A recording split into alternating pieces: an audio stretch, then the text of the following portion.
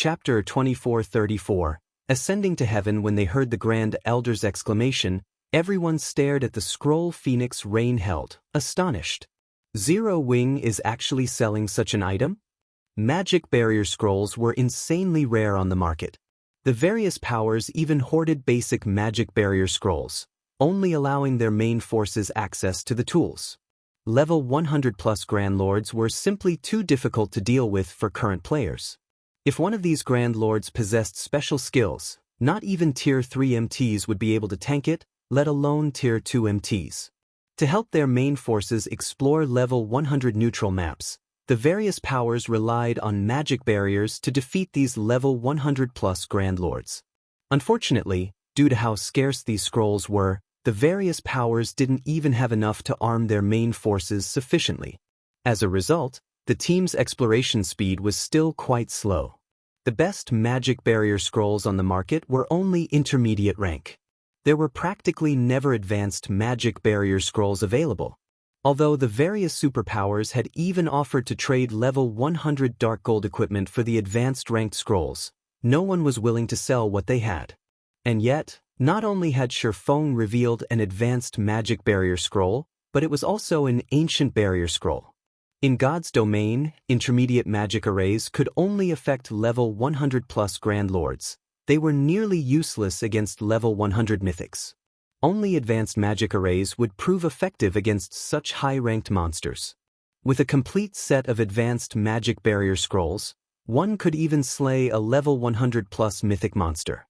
It was easy to imagine how much a set of those scrolls was worth.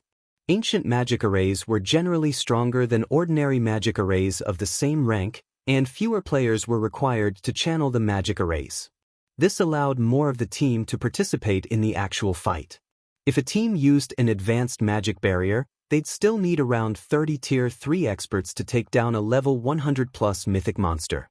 However, if the team had an advanced ancient barrier, they'd be more than capable of slaying a level 100+ mythic monster as long as they had a Tier 3 metric tons, advanced ancient barrier scrolls. The revelation even surprised Cold Shadow. She had never thought Feng would be capable of obtaining such a treasure.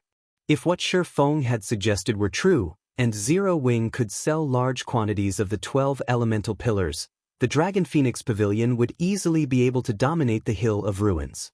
No superpower in the Apocalypse Empire would be able to contend with the pavilion. All of the various superpowers were nursing headaches over the issue level 100+ mythic monsters presented, including mythology. Although the Tier 3 combat rune was powerful, it could only help players exhibit more of their combat power. It didn't offer a boost to players' basic attributes. Unless players met the minimum basic attribute requirements to raid level 100+ mythic monsters, the Tier 3 combat rune wouldn't be particularly useful. Advanced magic barriers, on the other hand, would be. They might not increase players' combat power or basic attributes, but they could limit a monster's strength. With a set of such scrolls, a team that normally wouldn't have a chance against a level 100+ mythic monster would have hope of defeating it. With an advanced ancient barrier like the 12 elemental pillars, even a Tier 2 team could raid level 100+ mythic monsters. Those scrolls were well worth several times more than ordinary advanced magic barriers. At this stage of the game, superpowers still didn't have enough Tier 3 players to form a full team, but forming a Tier 2 team was a piece of cake. Of course, not only was level 100+ mythic monsters loot bountiful, but it was also the foundation necessary to raid level 100 team dungeons. If even Tier 2 expert teams could slay level 100+ mythic monsters, their power could prepare to raid level 100 team dungeons much sooner than others. If the Dragon Phoenix Pavilion could secure a large stock of 12 elemental pillars scrolls, its development speed regarding Tier 3 players and equipment standards would reach new highs. The pavilion would easily be able to surpass the Apocalypse Empire's various superpowers. Meanwhile, Phoenix Rain stared at the scroll in her hands, dazed.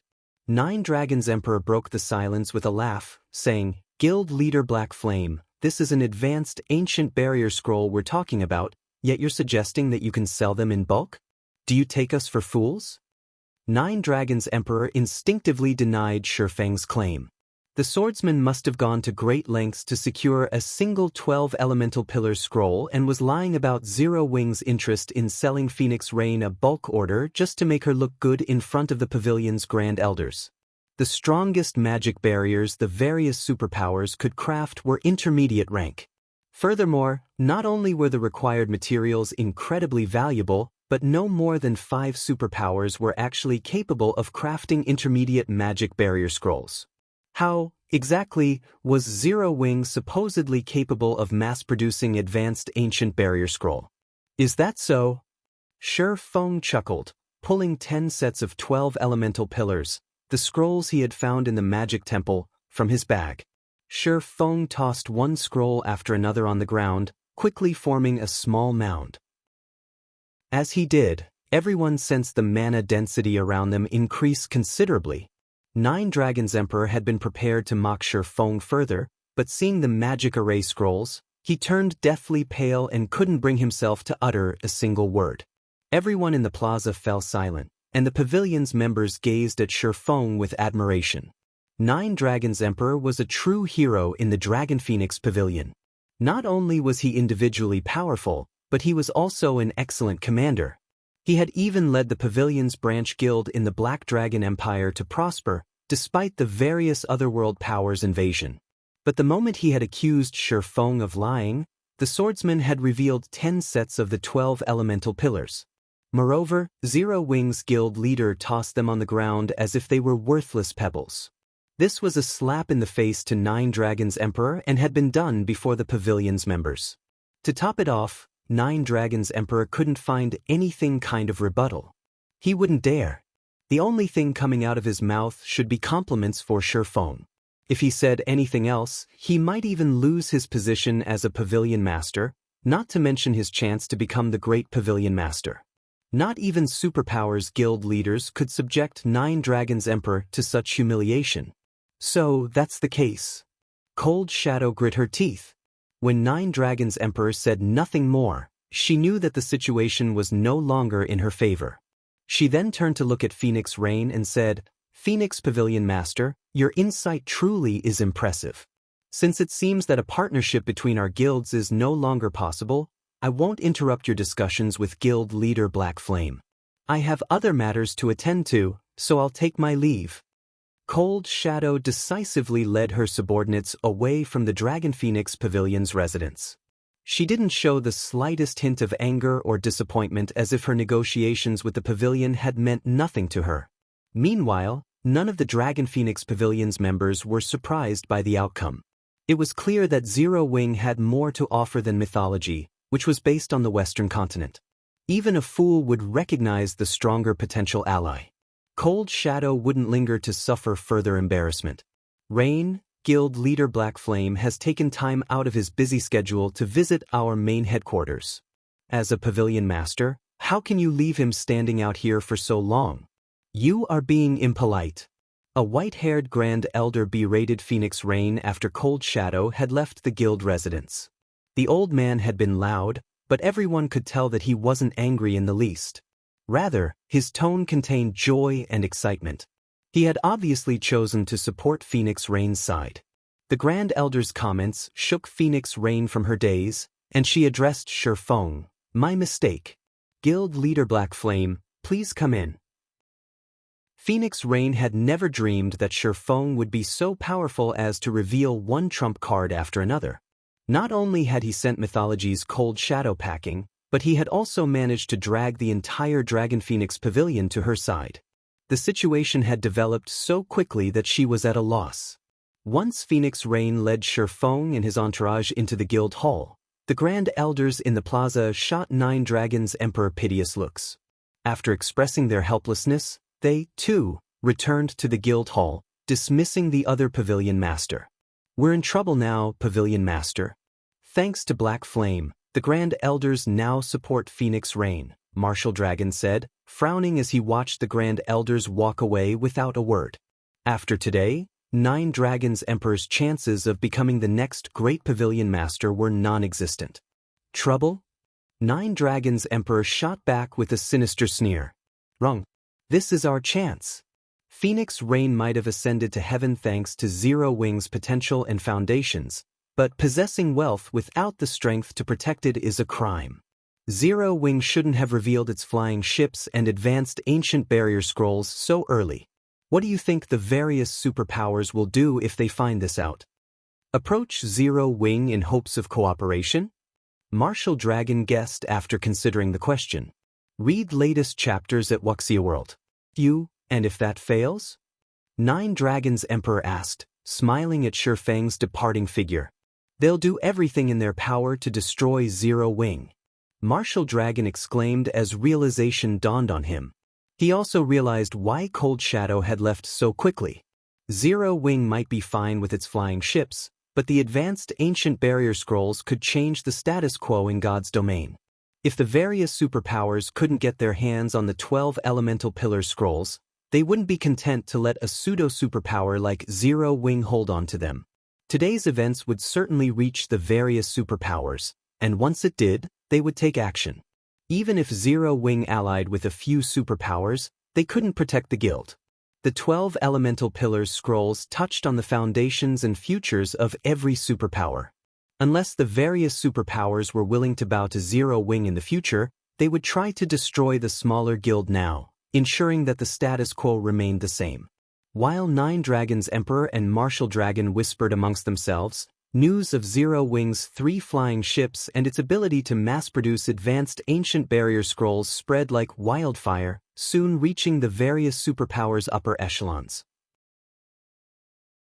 Chapter 2435. Structural change. On the top floor of the Dragon Phoenix Pavilion's Guild Hall, 3 people were sitting inside the luxurious reception hall, which could easily accommodate 50 people.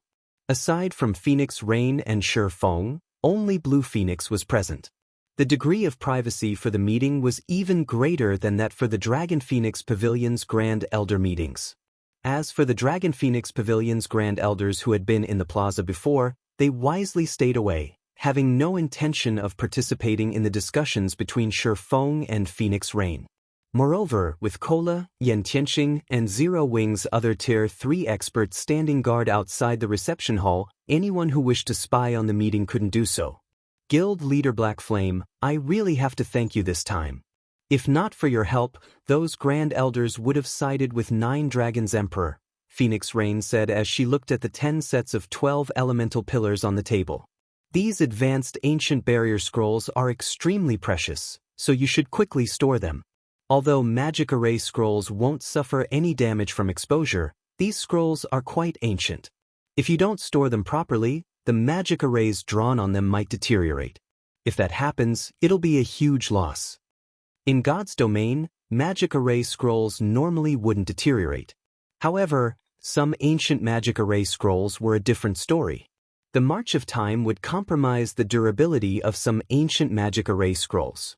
When durability fell to a certain point, it would affect the performance of the magic array scroll itself.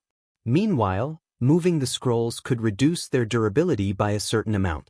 Previously, Feng had nonchalantly tossed these ancient barrier scrolls on the ground to humiliate Nine Dragons Emperor. Now, he had even casually placed them on the table. These actions would undoubtedly affect the ancient barrier scrolls' durability. As for selling these ancient barrier scrolls, in Phoenix Rain's opinion, he had said those words just to take control of the situation. After all, advanced ancient barriers were not ordinary advanced barriers. Collecting even one complete set of scrolls for an advanced ancient barrier was extremely difficult. Even now, the Dragon Phoenix Pavilion had yet to collect a complete set, much less 10 sets.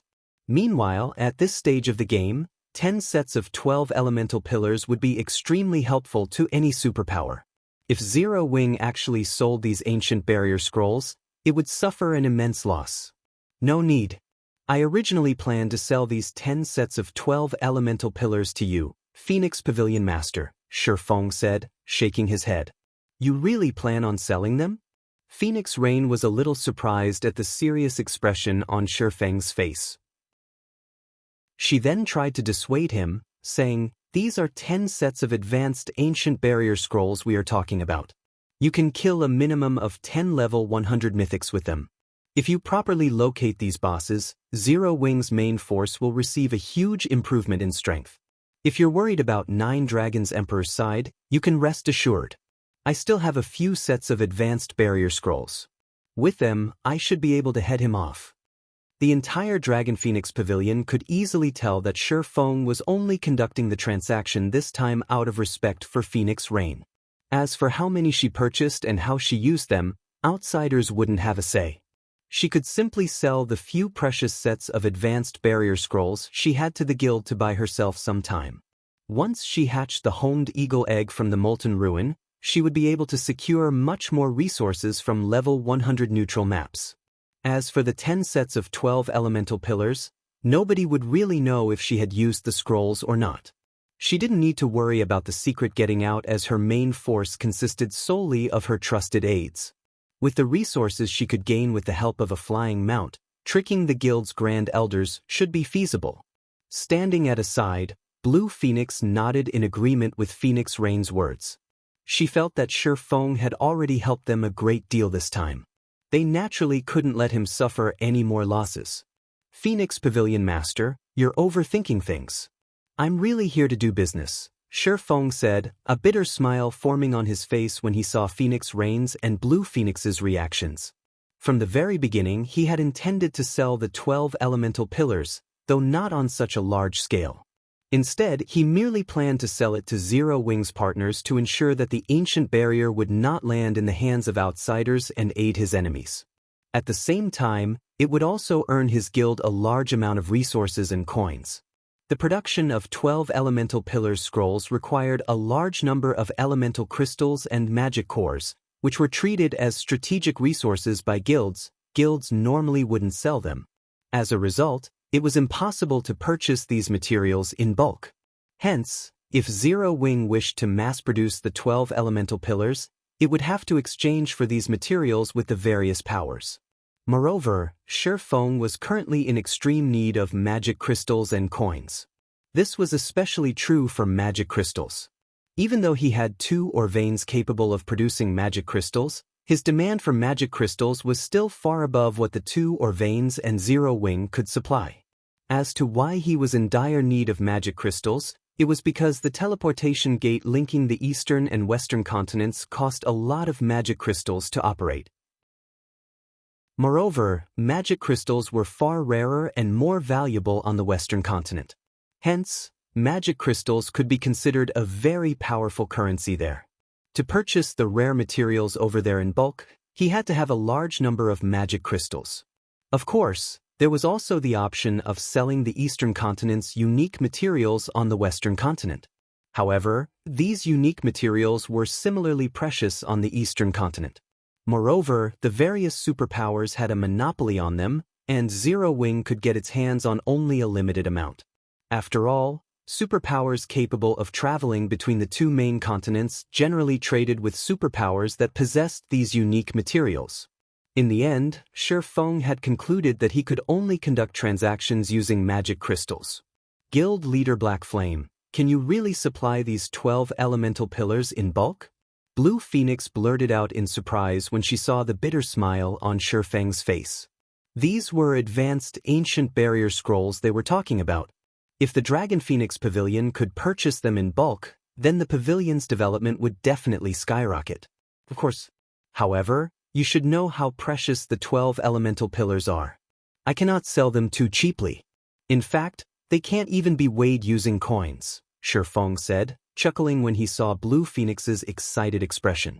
A complete set of 12 elemental pillars will cost 5,000 magic crystals, 500 gold, 500 elemental crystals, and 500 magic cores. That much? Blue Phoenix gasped when she heard Feng's words, her excitement dimming considerably.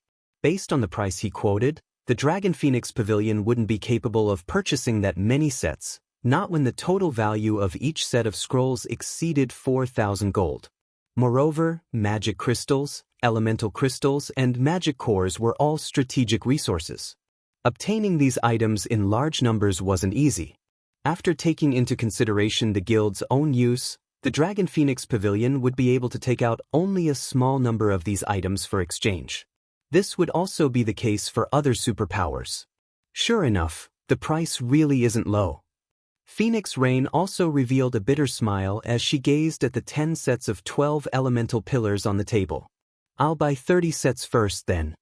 Although she had long since prepared herself for a high price, when she heard Feng's quote, she still could not help a little heartache. However, the 12 elemental pillars were an advanced ancient barrier. Compared to the barrier's value, the price wasn't particularly high. After all, intermediate barrier scrolls normally sold for roughly 800 gold per set. Most importantly, these things rarely appeared on the market, as no power would be willing to sell them. Moreover, so long as she properly chose which mythic bosses to raid and her luck wasn't too bad, she would still be able to profit a lot. Not to mention, she would also get a lead on the other superpowers. This could be considered the greatest benefit of the 12 elemental pillars. That won't be a problem. I'll have someone deliver the remaining 20 sets by tomorrow, Feng said. He was not at all surprised to see a pained expression appear on Phoenix Rain's face. On the contrary, he very much understood her feelings. This was also the reason why he wanted to seek a partnership with several superpowers. The mana stones required weren't much of a problem. A set of 12 scrolls required only 12 mana stones. Even a master alchemist would need only 1,200 magic crystals to synthesize the mana stones. However, it was a different story for the elemental crystals and magic cores. Producing one set of 12 elemental pillars consumed 144 elemental crystals and magic cores. With Zero Wing's current stockpile, it couldn't create many sets at all. Needless to say, it definitely couldn't supply the scrolls to the guild's Tier 2 teams. After Phoenix Rain confirmed her transaction with Feng and Blue Phoenix was about to head to the guild's warehouse to retrieve the necessary materials, Phoenix Rain's expression suddenly turned grim. Guild leader Black Flame, why don't we just forget about the transaction for now? We caused a huge commotion in the Residence's plaza this time. Not to mention, Mythology's vice guild leader was present as well. News of this matter will definitely reach the ears of the various superpowers. To make matters worse, you really are capable of mass-producing the 12 elemental pillars. If the various superpowers find out about this, they won't let Zero Wing off the hook.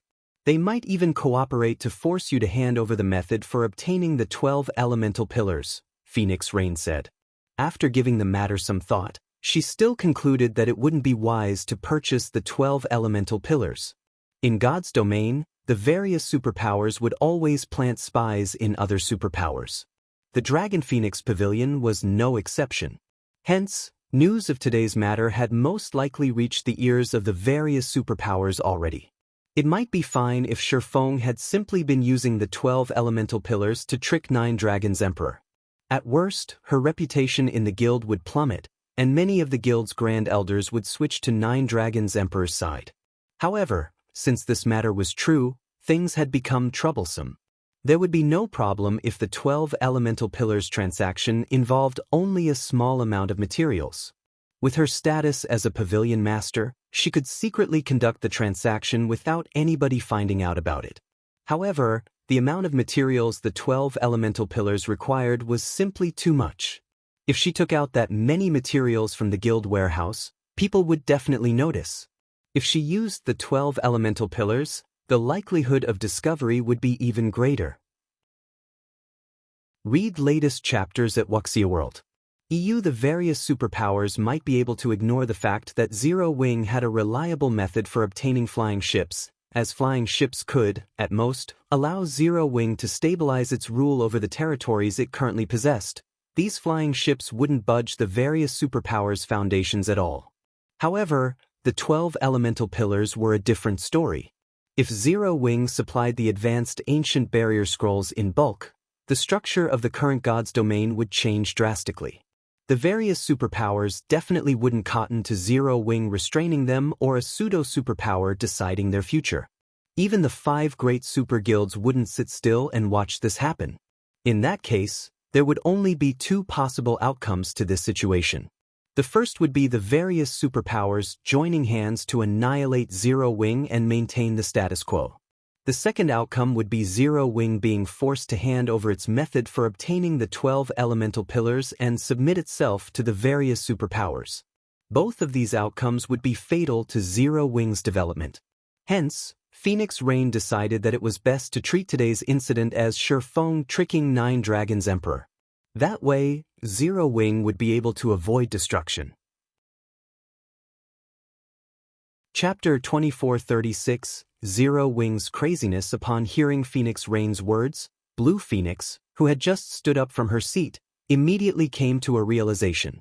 Big Sis Rain, does this mean that Nine Dragons Emperor and that Vice Guild leader from mythology understood that something like this would happen from the very start, and that's why they gave up and left so peacefully? Blue Phoenix felt a sense of dread when she recalled how calm Nine Dragons Emperor and Cold Shadow had been after failing to force Phoenix Rain to sell her Candlelight shares. Previously, when Feng stated that he could supply advanced ancient barrier scrolls in large quantities, the benefits the 12 elemental pillars could bring had occupied Blue Phoenix's thoughts. She had failed to consider the potential problems that the 12 elemental pillars would bring. She also never imagined that Nine Dragons Emperor and Cold Shadow would think of this problem so quickly.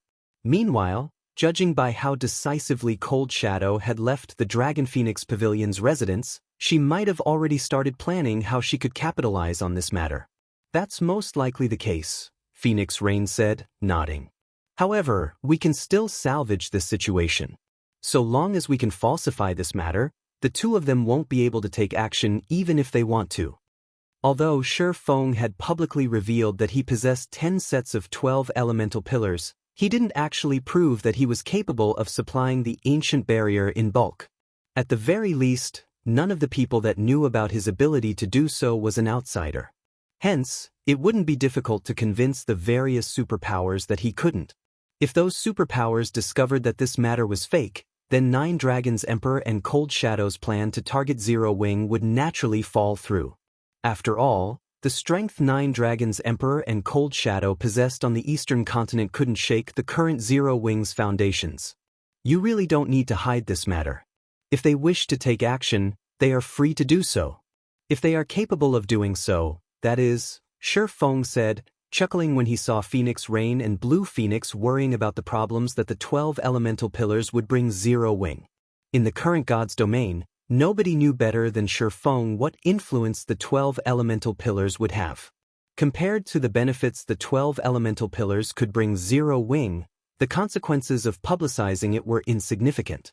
After all, the current Zero Wing was no longer as weak as it was before.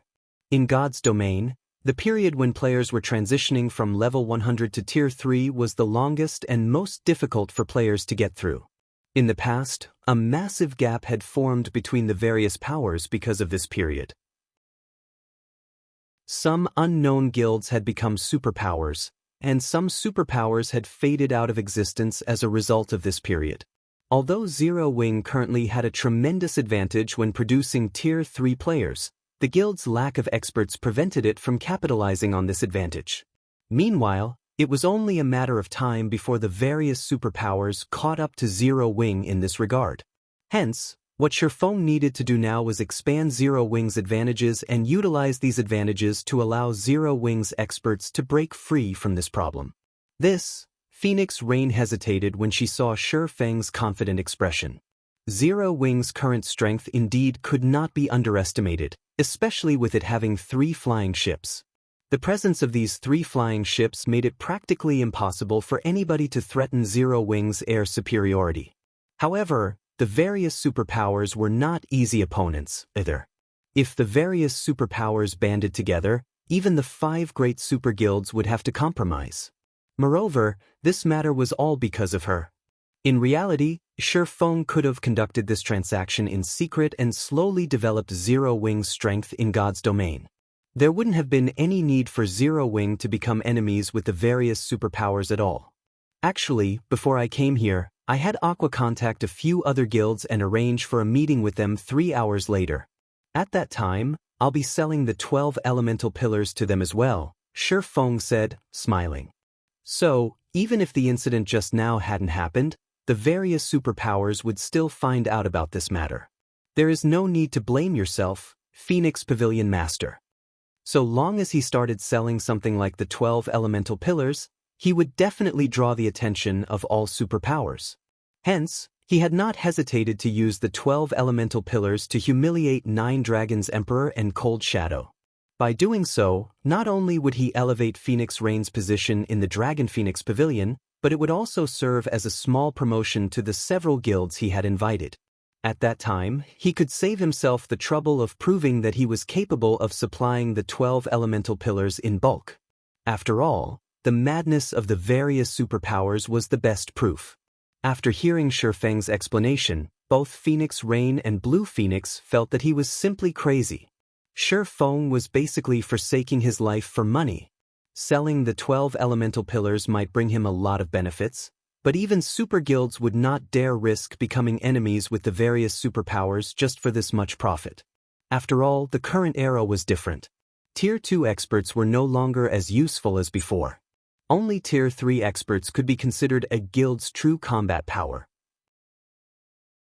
Meanwhile, the various super guilds might have a lot more Tier 3 experts than an ordinary super first-rate guild, but the total number of Tier 3 experts of just 3 or 5 super first-rate guilds could easily surpass that of a super guild, what more all of the Eastern Continent's superpowers.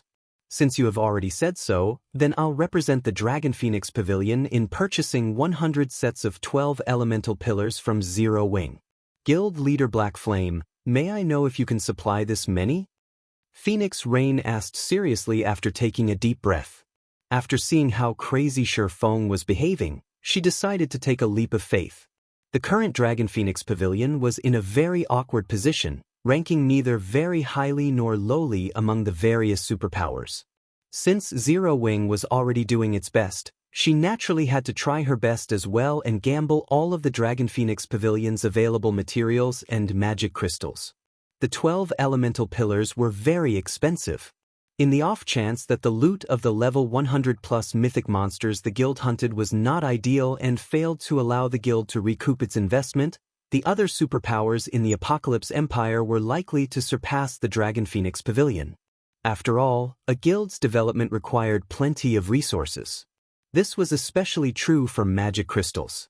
However, if her gamble paid off and the Dragon Phoenix Pavilion managed to secure enough top-tier equipment to arm a 100-man raid team within a short period, at that time, not only would the Dragon Phoenix Pavilion attain absolute dominance over the Hill of Ruins, but it could also start raiding level 100 team dungeons much sooner than other superpowers.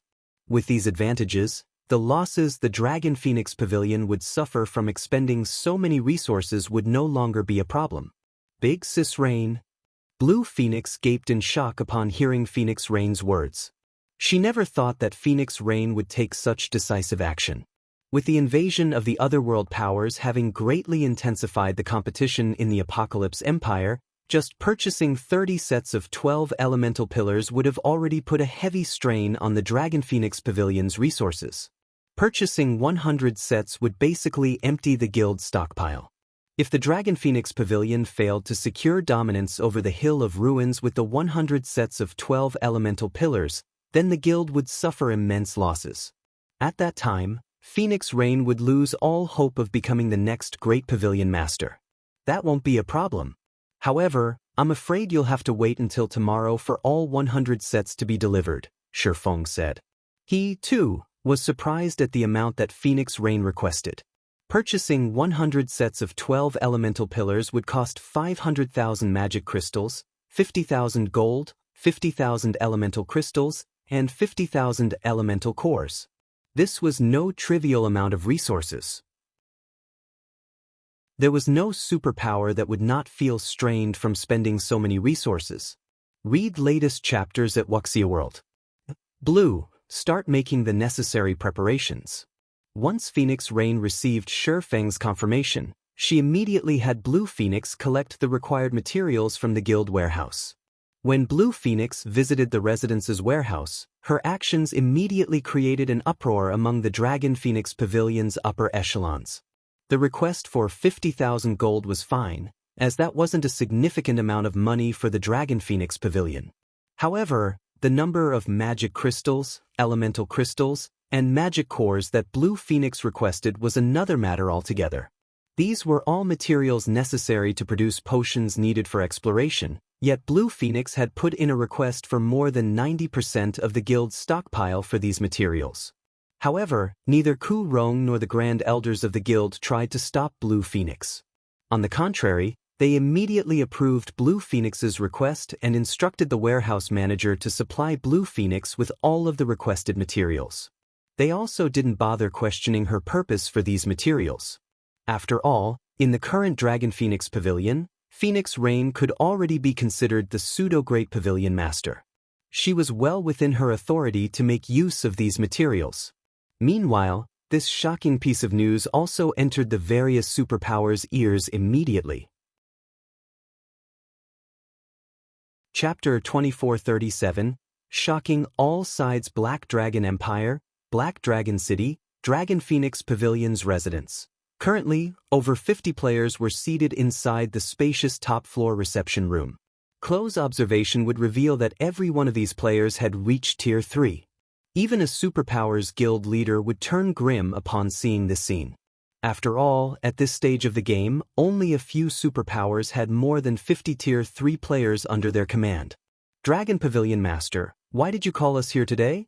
A level 104, Tier 3 male shield warrior with a thin and short body asked, frowning. He showed not the slightest bit of respect for Nine Dragons Emperor. Meanwhile, no one in the reception room found the shield warrior's attitude surprising. On the contrary, everyone considered it completely reasonable because this thin and short, middle-aged man was Stubborn Heart. Not only was Stubborn Heart the guild leader of Grim Reaper, the Black Dragon Empire's #1 dark guild, but he was also nicknamed Steel Hammer. Although Grim Reaper was not a superpower, it still wasn't an existence ordinary first-rate guilds could go up against. In addition, dark players were a bunch of lunatics with only slaughter on their minds, and dark guilds had a completely different development path from ordinary guilds.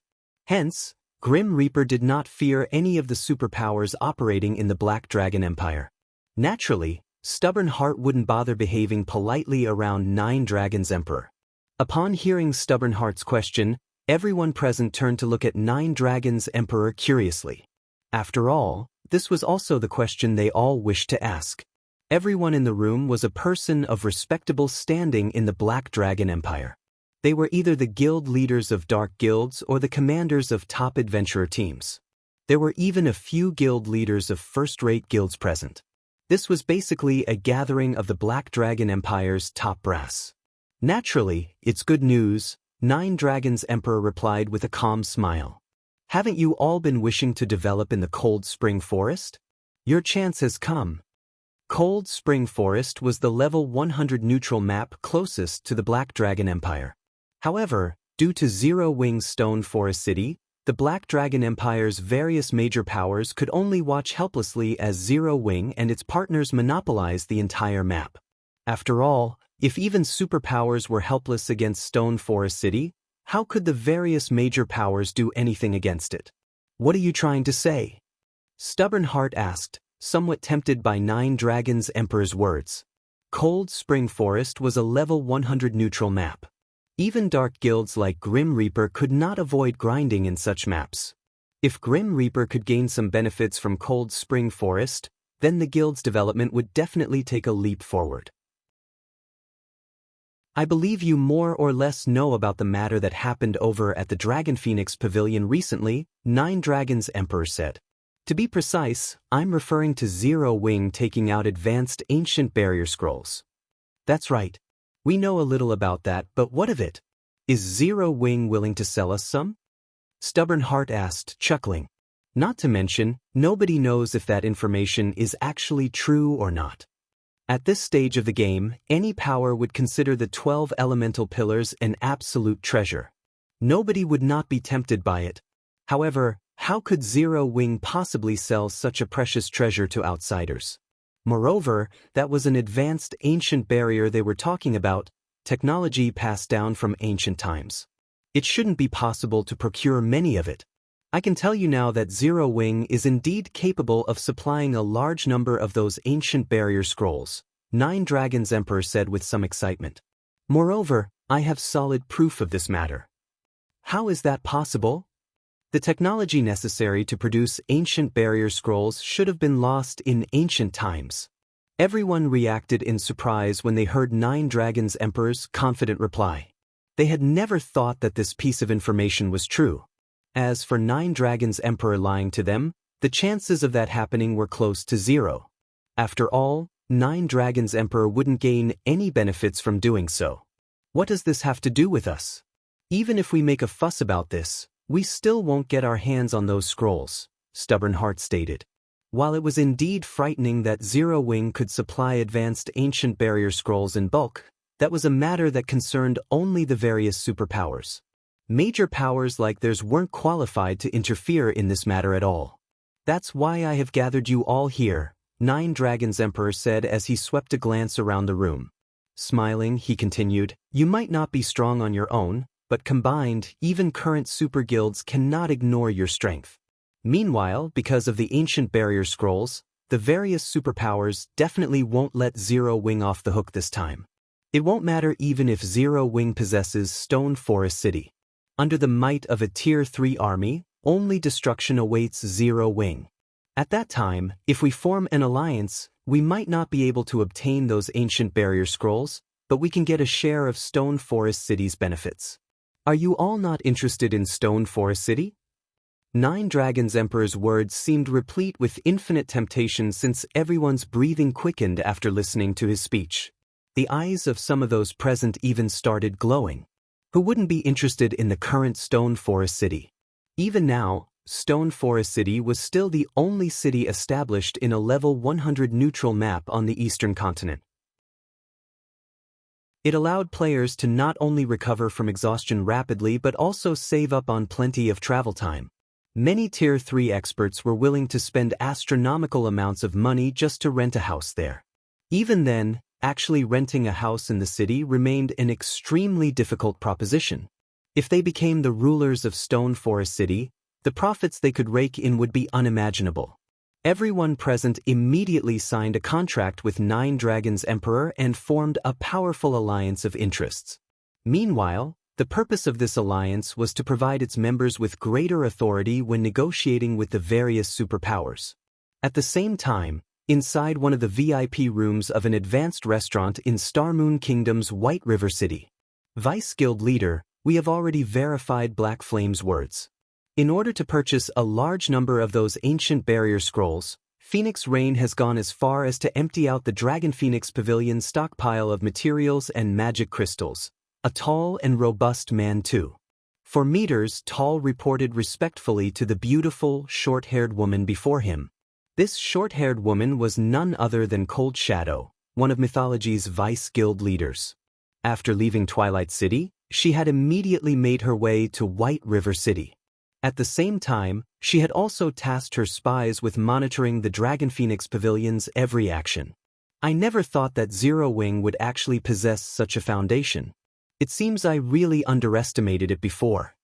When Cold Shadow heard her subordinate's report, her lips curled up into a smile, as if she had just found an interesting toy.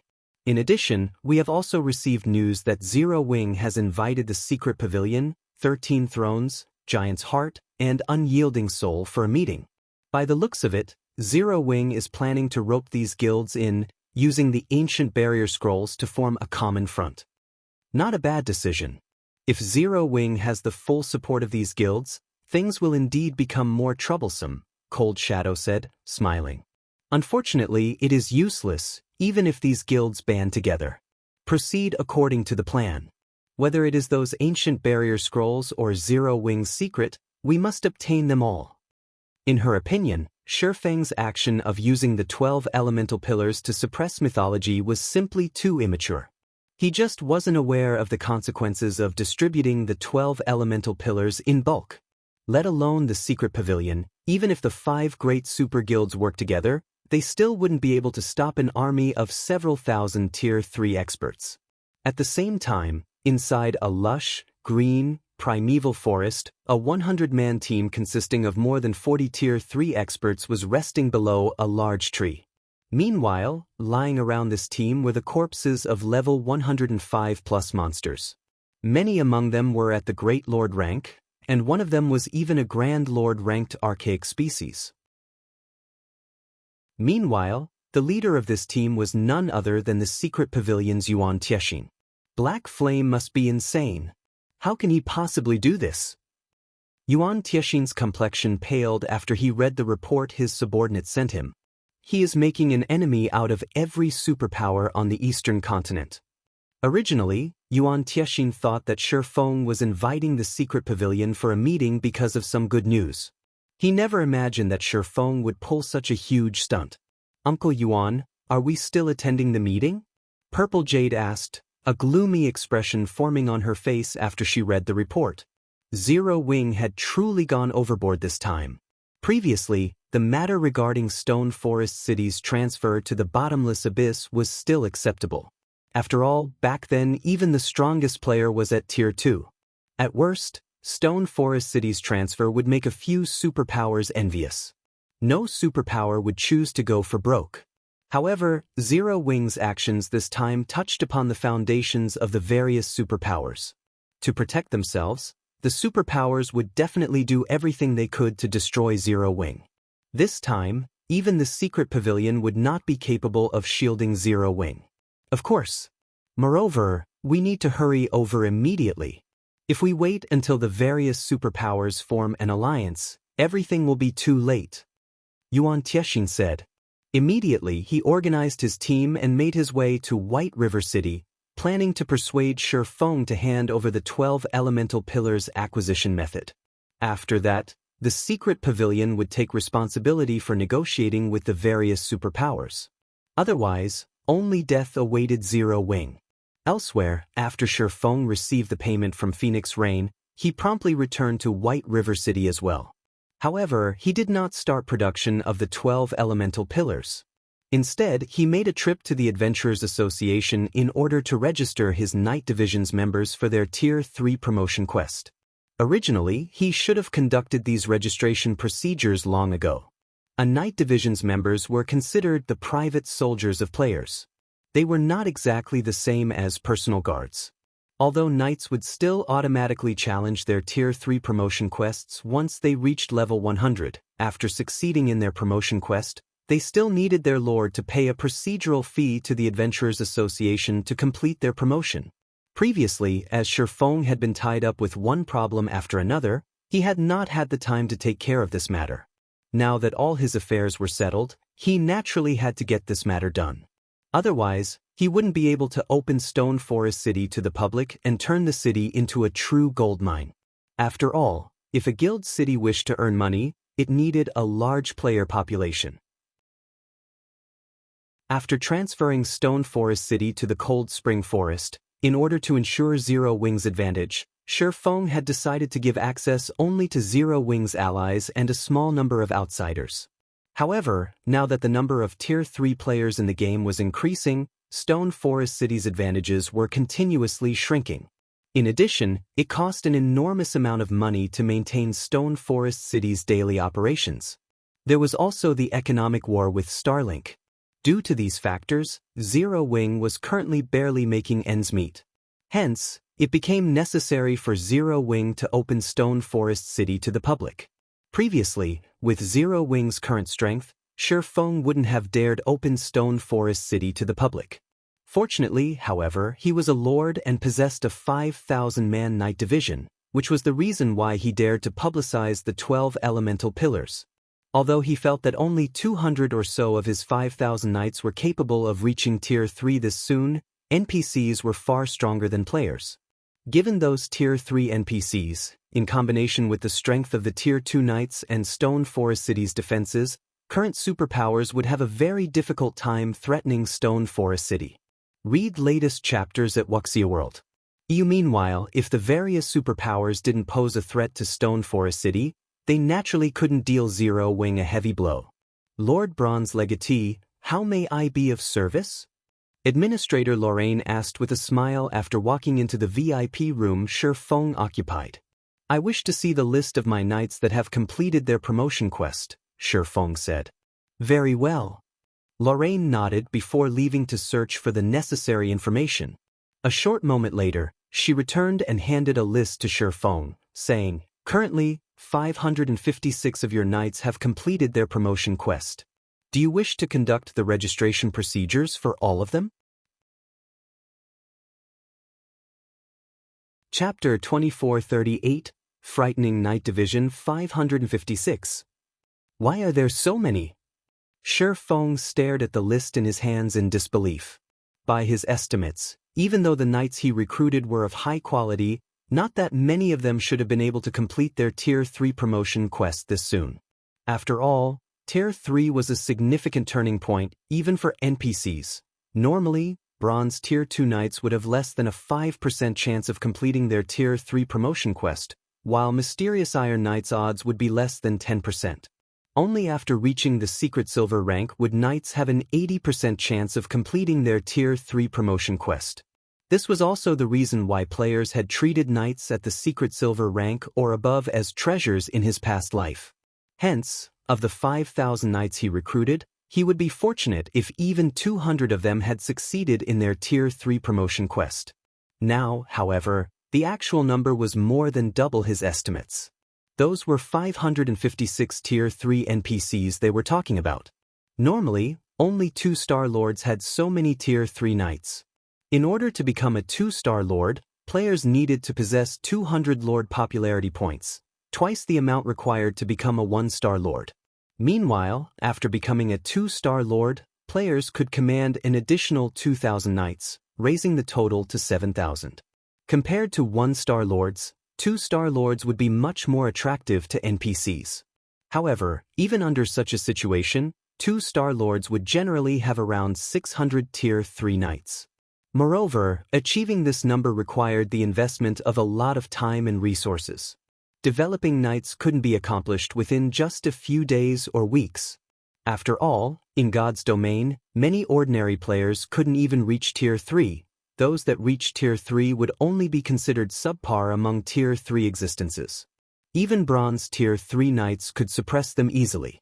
Normally, a team of 200 Bronze Tier 3 knights would be more than sufficient for maintaining the security of a guild city with a player population of around 3 million. In fact, such a guild city might even be much safer than NPC cities. In minor NPC cities, Tier 3 players were fully capable of killing players in the city and then fleeing with their lives. After all, minor NPC cities were generally guarded by high-level Tier 2 NPCs at most. However, it was a different story with Tier 3 knights. Even Tier 3 peak experts couldn't outrun a Bronze Tier 3 knight. Hence, during Feng's previous life, very few experts had dared to cause trouble inside cities guarded by Tier 3 knights unless they were prepared to suffer mutual destruction or worse, failing to kill their targets and losing their lives. This was the amazing aspect of 1-star lords. If a guild were to rely on its members to defend its guild city, the guild wouldn't achieve such a deterrent effect. Meanwhile, now that Feng had 556 Tier 3 knights, let alone safeguarding a guild city with a player population of 3 million, he wouldn't have any problems protecting 2 such cities. In fact, with this number of Tier 3 knights, he could even guarantee the safety of an advanced city. Could my knight's growth potentials be very high because I am the first 1-star lord to draft NPCs from the various kingdoms and empires? After giving the matter some thought, Feng found this to be the only possible explanation. Back then, he had spent a lot of money to recruit knights in various major NPC cities. Both the quantity and quality of the knights that answered his draft had exceeded his expectations. He suspected that the knights he recruited had considerably high growth potentials as well. For example, a Bronze Knight's growth potential was generally between 31 and 50. However, a Bronze Knight with 50 growth potential would have a considerably better chance of reaching Tier 3 than a Bronze Knight with 31 growth potential. If his speculation was correct and the knights he recruited all possessed very high growth potential, then it wasn't unreasonable that so many of them had succeeded in their Tier 3 promotion quests. Lord Bronze Legatee, do you wish to conduct the procedures now? Lorraine prompted once more as she looked at Feng's dazed expression. Of course. Feng replied hurriedly. These were 556 Tier 3s they were talking about. Moreover, they were Tier 3 NPCs. Currently, a superpower would be fortunate to have even 50 Tier 3 experts under their command. 500 would definitely be an astronomical amount for the various superpowers. Not to mention, Tier 3 NPCs were generally much stronger than Tier 3 players. If he revealed these Tier 3 knights to the public, he would scare a lot of people to death. Unfortunately, unlike personal guards, knights could operate only within their lord's territories. Otherwise, with over 500 Tier 3 NPCs under his command, he could easily trample any of the current superpowers in God's domain. Very well.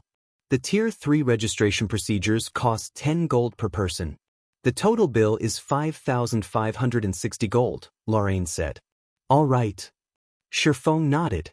He then added, I also wish to replace the equipment of these people. Please upgrade the equipment of all those that aren't equipped in fine gold equipment to the fine gold rank. The registration fee was a small price to pay. If he could upgrade all 5,000 of his knights to Tier 3, let alone 10 gold per person, he would be willing to pay even 100 gold each. However, that was only a dream. After all, knights at the secret silver rank or above were far too rare. Being able to recruit even one was already a fortunate matter. Take the current situation, for example. Even now, Feng was still issuing draft orders in the various major NPC cities and replacing his weaker knights with better ones. However, even after so many days, he had only managed to get some new mysterious Iron Knights. He still hadn't recruited any new secret silver knights. One could see just how difficult it was to come across secret silver knights. Meanwhile, after reaching Tier 3, although the basic attributes of knights would vary, depending on their growth potential, their overall combat power was still contingent on their weapons and equipment. There was a massive difference in combat power between a knight geared in bronze equipment and a knight geared in epic equipment. Moreover, unlike players, NPCs were much easier to gear. One just needed sufficient funds. Of course, there was a limit to the weapons and equipment lords could purchase for their knights, and that limit was the epic rank. Gearing knights in fragmented legendary or legendary items required special means. Currently, Feng's greatest wish was to gear every one of his knights in a full set of epic equipment. However, this was something he only dared dream of. After all, one set of level 100 to level 150 epic equipment cost 4,000 gold. If he wanted to arm his entire knight division in epic equipment, it would cost him 20 million gold. 20 million! This was an astronomical amount even for superpowers, let alone Zero Wing. Currently, the best he could do was to gear his secret silver and fine gold knights in epic equipment and the remaining Tier 3 knights in fine gold equipment. As for the Tier 2 knights, most of them still used secret silver equipment.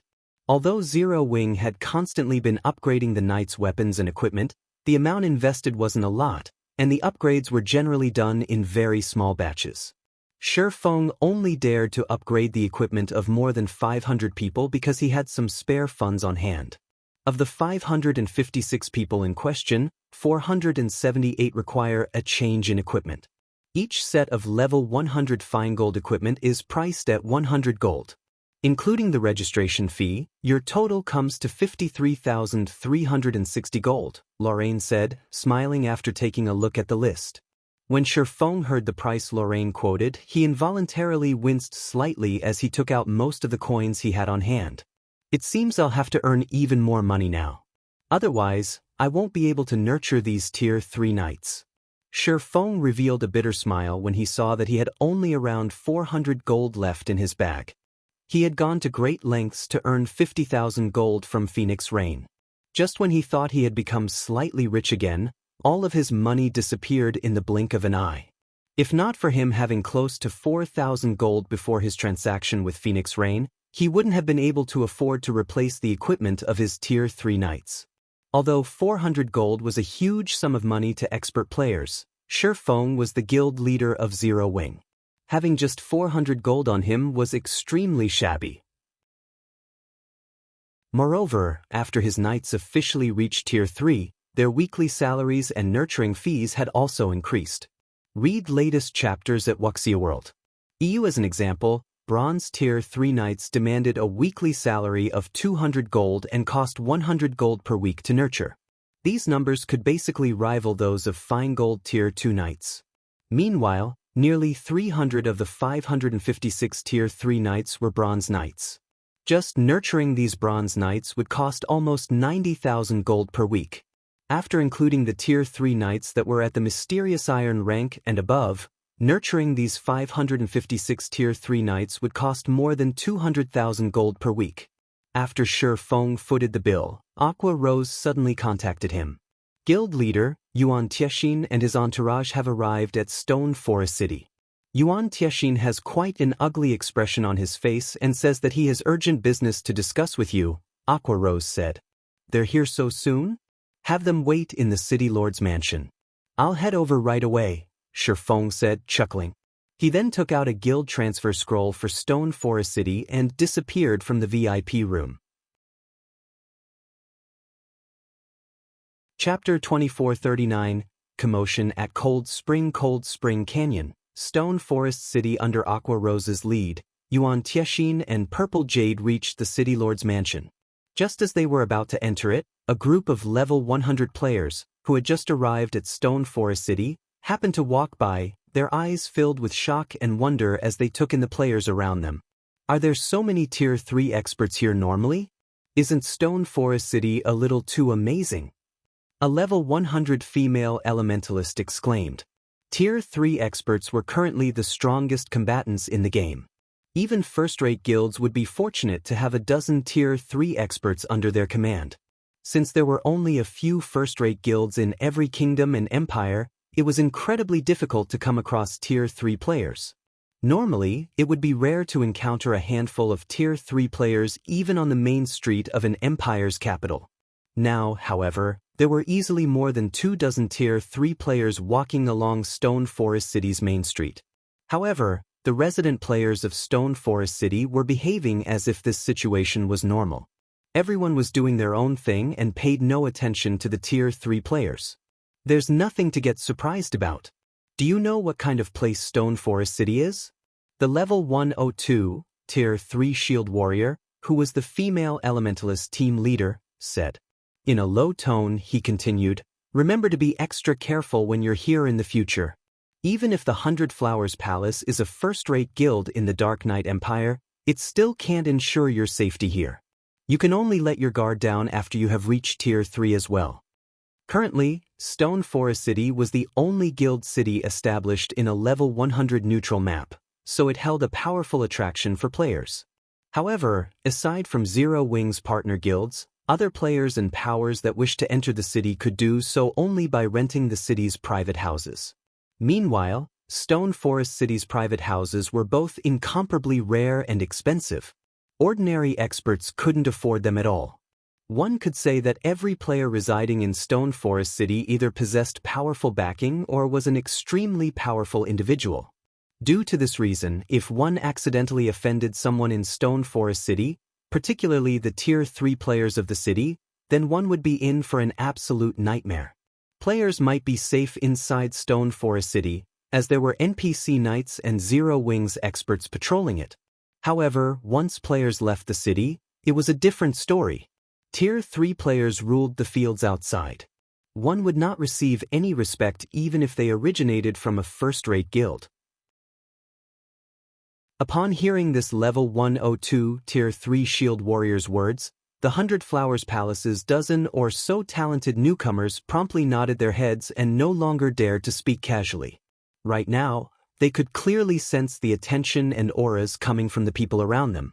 The gazes of the Tier 3 experts, in particular, carried a hint of killing intent. It was as if these people were hunters that had just found their prey. Fortunately, there were level 115 plus, Tier 2 NPC knights, as well as Zero Wing and Secret Pavilion experts, maintaining order in the city. There was also the fact that their team leader was a Tier 3 shield warrior. Otherwise, these Tier 3 experts would no doubt find opportunities to kill them in the city and plunder the level 100 top-tier weapons and equipment their guild had prepared for them. It seems the situation in Stone Forest City is becoming increasingly unstable. Yuan Tiexin frowned grimly as he looked at the Tier 3 experts roaming the main street. He felt that he had still underestimated the difficulty of developing and managing Stone Forest City. Although Zero Wing already had more than 50 players that had reached Tier 3, that number was still far from comparable to the total number of Tier 3 experts in a single kingdom or empire. Moreover, as more time passed, the number of Tier 3 players in the various kingdoms and empires would only increase at a pace that far outstripped Zero Wing's. Take the current Stone Forest City, for example. Previously, Zero Wing was capable of suppressing all of the Tier 3 players operating within the city with just 24 Tier 3 experts. Now, however, it was no exaggeration to say that the total number of Tier 3 experts Zero Wing commanded couldn't even rival the number of Tier 3 experts dwelling in the city. As more time passed, this gap would only widen. After all, Cold Spring Forest was a leveling heaven for players. More and more Tier 3 experts would seek to develop here in the future.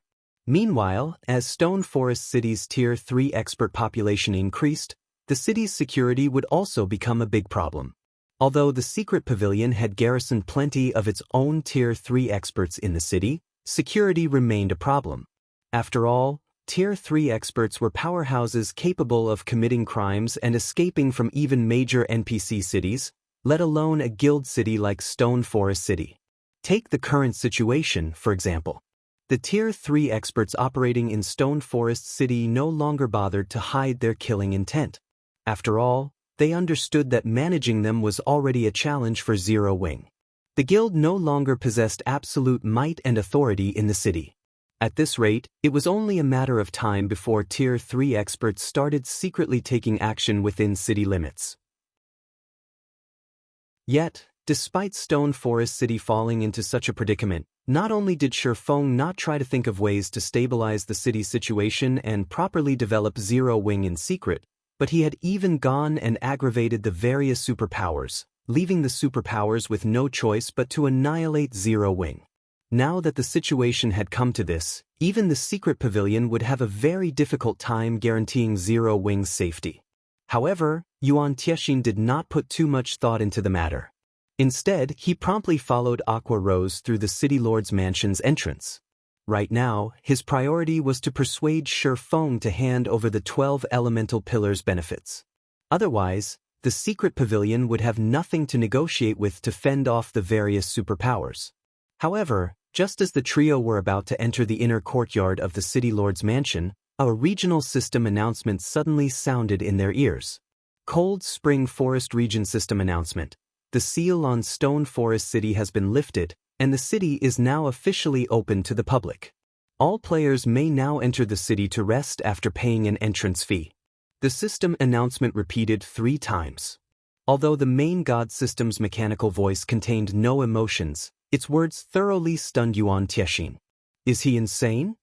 Looking at the system announcement, Yuan Tiexin even wondered if he had heard and seen wrong. Even when Stone Forest City was sealed, Zero Wing was already having difficulties managing the city. If the city was open to the public, Yuan Tiexin did not dare to imagine what it would become. After all, the various superpowers were keeping a close eye on Zero Wing. They might have even started forming alliances already. Opening Stone Forest City to the public now would be no different from gifting the city to the various superpowers. Vice Guild Leader Aqua, what is Guild Leader Black Flame trying to do? Is he really planning to forsake his life for money? Purple Jade could not help asking Aqua Rose after seeing the system announcement. In Purple Jade's opinion, Feng was already plenty crazy for selling a treasure like the 12 elemental pillars in bulk.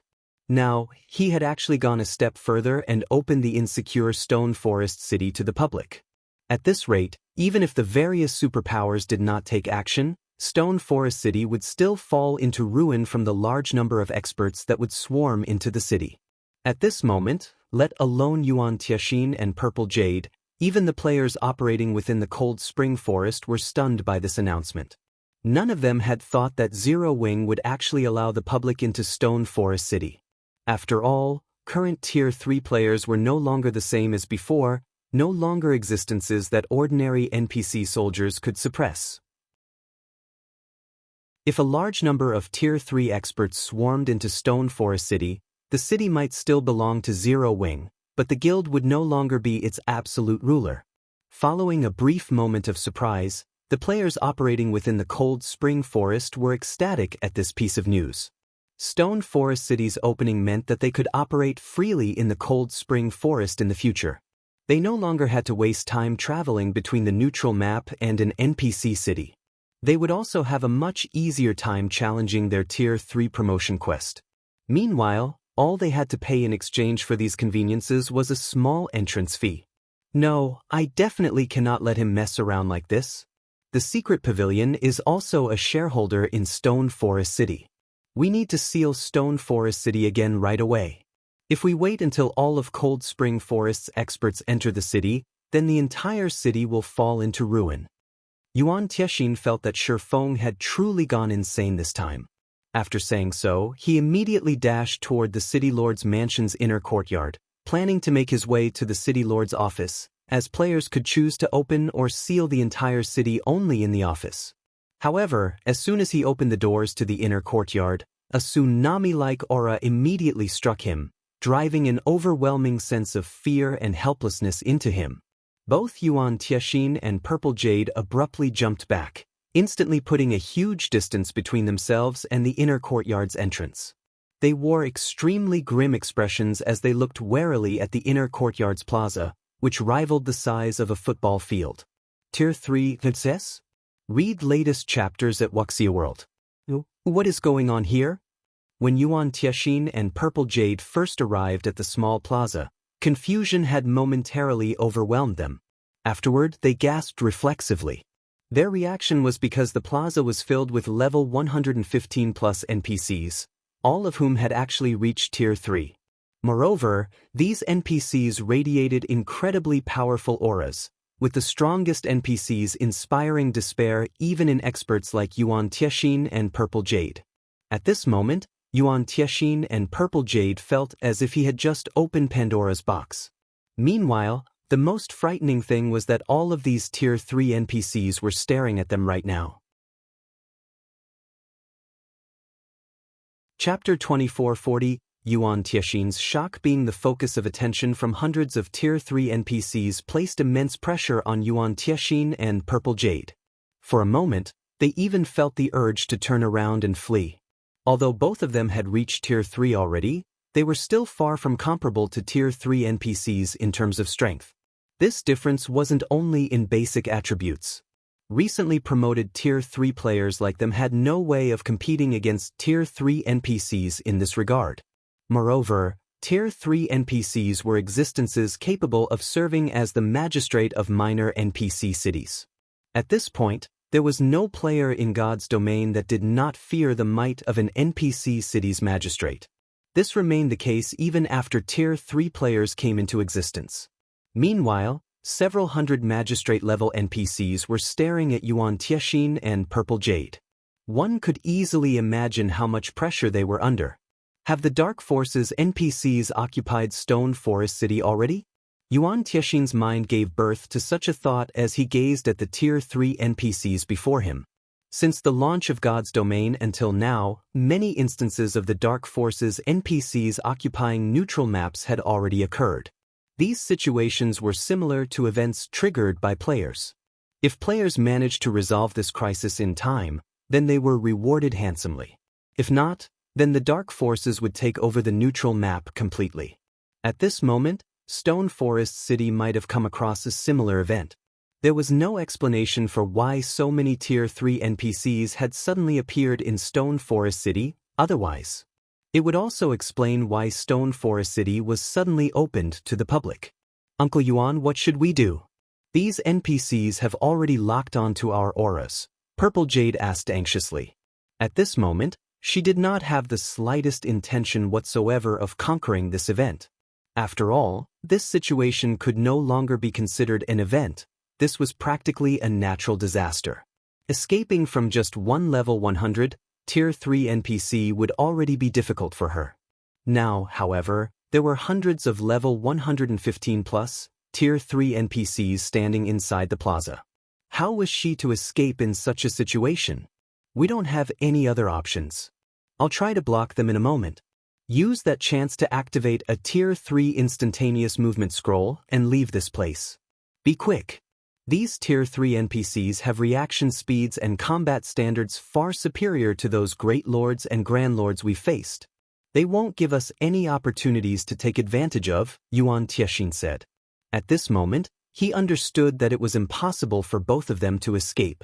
They could only sacrifice one person to create an opportunity for the other. In God's domain, NPCs were far more intelligent than monsters. They were also much more experienced and sharper than players when it came to combat. Moreover, the higher their tier, the more intelligent NPCs became. After reaching Tier 3, NPCs basically wouldn't give players a chance to use magic tools. In a situation where NPCs had the advantage in combat power, even Tier 3 peak experts like them would have a very difficult time retrieving a magic tool from their bags, much less activating it. This was because the brief lapse in defense this action would create would be more than enough for Tier 3 NPCs to instantly kill them. Meanwhile, as a Tier 3 metric tons, if Yuan Tiexin activated all his life-saving skills, he could more or less hold off these NPCs for a brief period. However, it was a different story for Purple Jade, who was a Tier 3 Sword King. If she tried to block these Tier 3 NPCs, she would most likely end up vaporized in an instant. After all, their opponents weren't just 2 or 3 Tier 3 NPCs, but several hundred Tier 3 NPCs instead. I understand. Purple Jade nodded. Although she felt reluctant, she understood that this was their best option. Otherwise, both of them would die here. Losing a level might not be a huge deal for Tier 3 players like them, but the top-tier equipment they would lose as a result of death was. Once Purple Jade nodded, Yuan Tiexin immediately raised his shield and prepared to activate his life-saving skills. However, just as Yuan Tiexin was about to charge into the inner courtyard and attract the NPC's attention, a familiar voice suddenly came from the inner courtyard. Elder Yuan, why are you here? Didn't Aqua lead you to the reception room? This voice stunned both Yuan Tiexin and Purple Jade, because it sounded incredibly familiar. However, they also felt that it should be impossible for them to hear this voice at this place. Both of them reflexively turned toward this voice. In the next moment, the rows of Tier 3 NPCs suddenly parted, opening up a path for a cloaked man standing in the middle of the inner courtyard's plaza. At the same time, every one of these NPCs assumed a respectful pose, their actions suggestive of vassals welcoming their ruler. When Yuan Tiexin and Purple Jade saw the cloaked man, they were again stunned. Are you really Guild Leader Black Flame? Purple Jade asked in an astonished tone as she looked at Feng. Tier 3 NPCs were existences that players like herself viewed with dread. After reaching Tier 3, she became even more aware of just how powerful Tier 3 NPCs were. Now, however, the several hundred Tier 3 NPCs standing in the plaza were actually acting subservient to Feng. In such a situation, how could Feng still be considered a player? He was basically the king of a country. Of course I am Black Flame, Feng replied, chuckling. If not, who do you think I am? Feng found Yuan Tiexin and Purple Jade's shock completely understandable. After all, there were over 500 Tier 3 NPCs standing before them. Even an NPC kingdom did not boast of so many Tier 3 NPCs under its command. Now that all of these NPCs were assembled, it was no exaggeration to call them an unstoppable force. At this moment, let alone Tier 3 experts like Yuan Tiexin and Purple Jade, even Tier 4 experts would have to flee for their lives when facing such an army. After all, Tier 3 NPCs were different from monsters. When working together, they could boost their combat power exponentially. If they used large-scale combination spells and skills, the combat power they could exhibit would far exceed what was apparent on the surface. This was also the reason why the 10 Saints Empire's 7 Mythic Knight divisions were capable of pacifying the neighboring kingdoms and empires. Meanwhile, upon hearing Feng's teasing, both Yuan Tiexin and Purple Jade relaxed visibly. Guild Leader Black Flame, who are these NPCs behind you? Yuan Tiexin asked. Although he now understood that these Tier 3 NPCs were not hostile, he still couldn't ignore the fact that so many Tier 3 NPCs were gathered in a single place. Them. Meeting Yuan Tiexin's fearful and curious gaze, Feng pointed at the Tier 3 NPCs behind him and said, They belong to my personal night division. They're similar to the Tier 2 knights you see patrolling outside.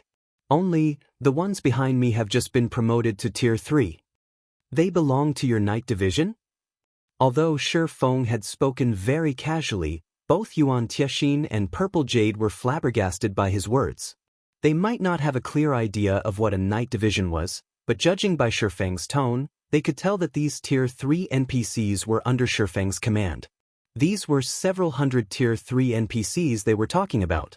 The various superpowers did not have a lot of personal guards that had been promoted to Tier 3 even now. Normally, only personal guards at the secret silver rank or above had a 100% chance of completing their Tier 3 promotion quest.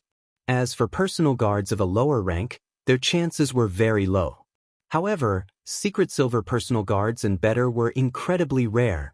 Most superpowers had less than a handful of them.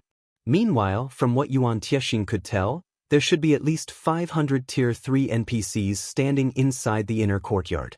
With such a force, Zero Wing could annihilate any power it wished. Right, Elder Yuan, why were you in such a hurry to find me? Do you have some urgent business to discuss? Feng asked when Yuan Tiexin remained in a daze even after some time had passed. I did, originally. Looking at the Tier 3 knights filling the courtyard, Yuan Tiexin revealed a bitter smile and said, but now, it seems I don't anymore. What a joke.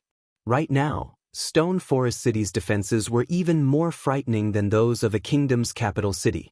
Even if all of the Eastern Continent's superpowers worked together and formed an army of several thousand Tier 3 experts, they would still be far from capable of capturing a kingdom's capital city.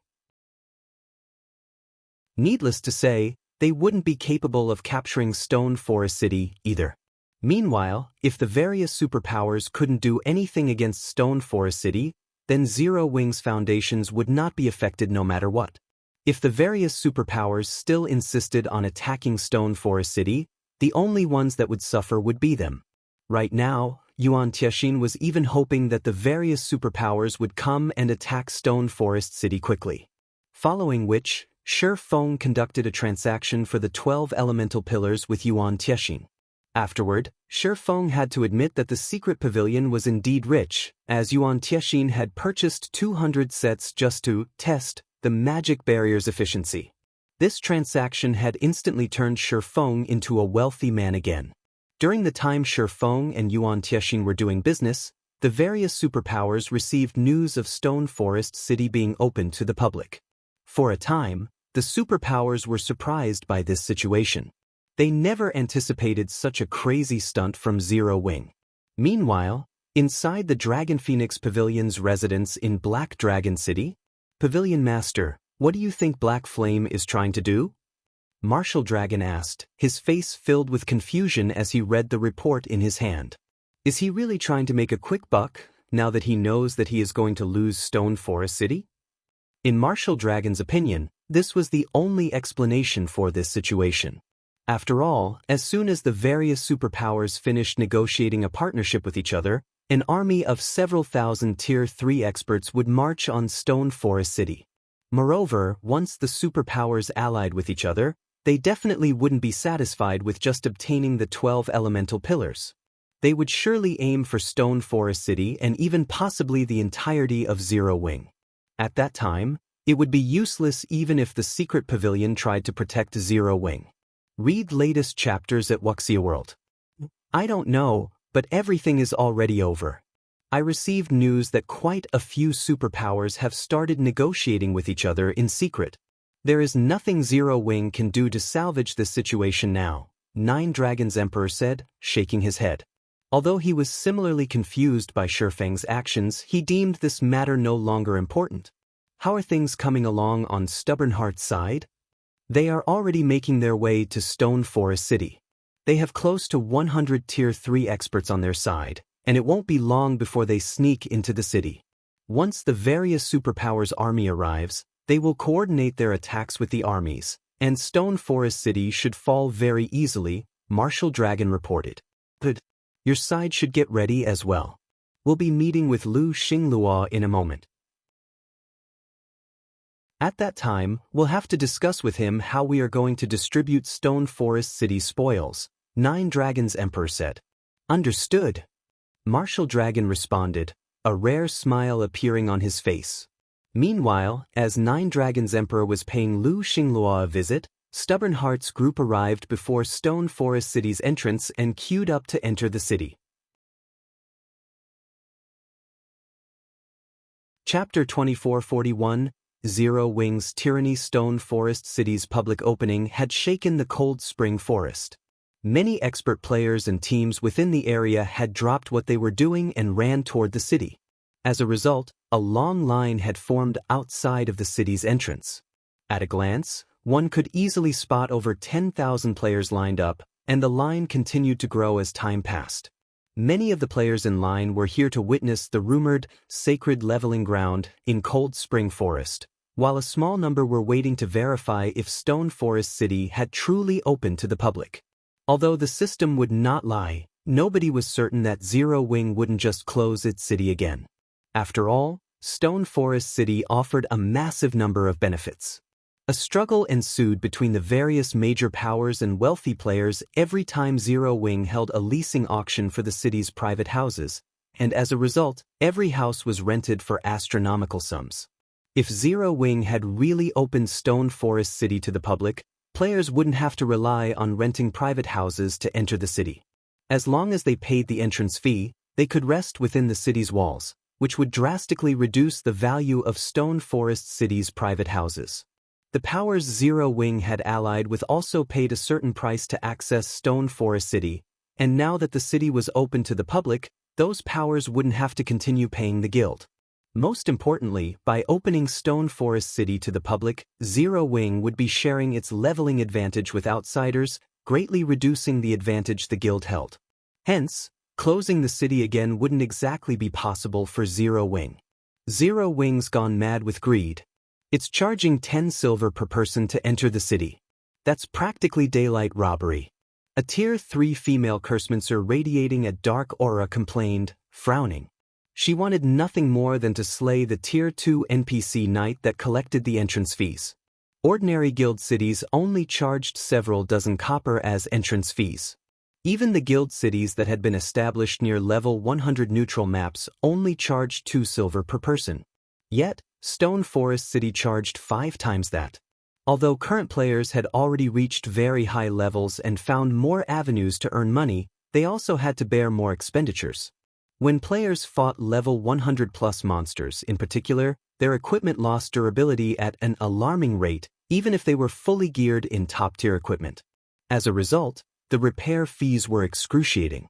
Furthermore, players had to purchase potions and tools for grinding. Once these costs were deducted, players could only save a small number of coins each day.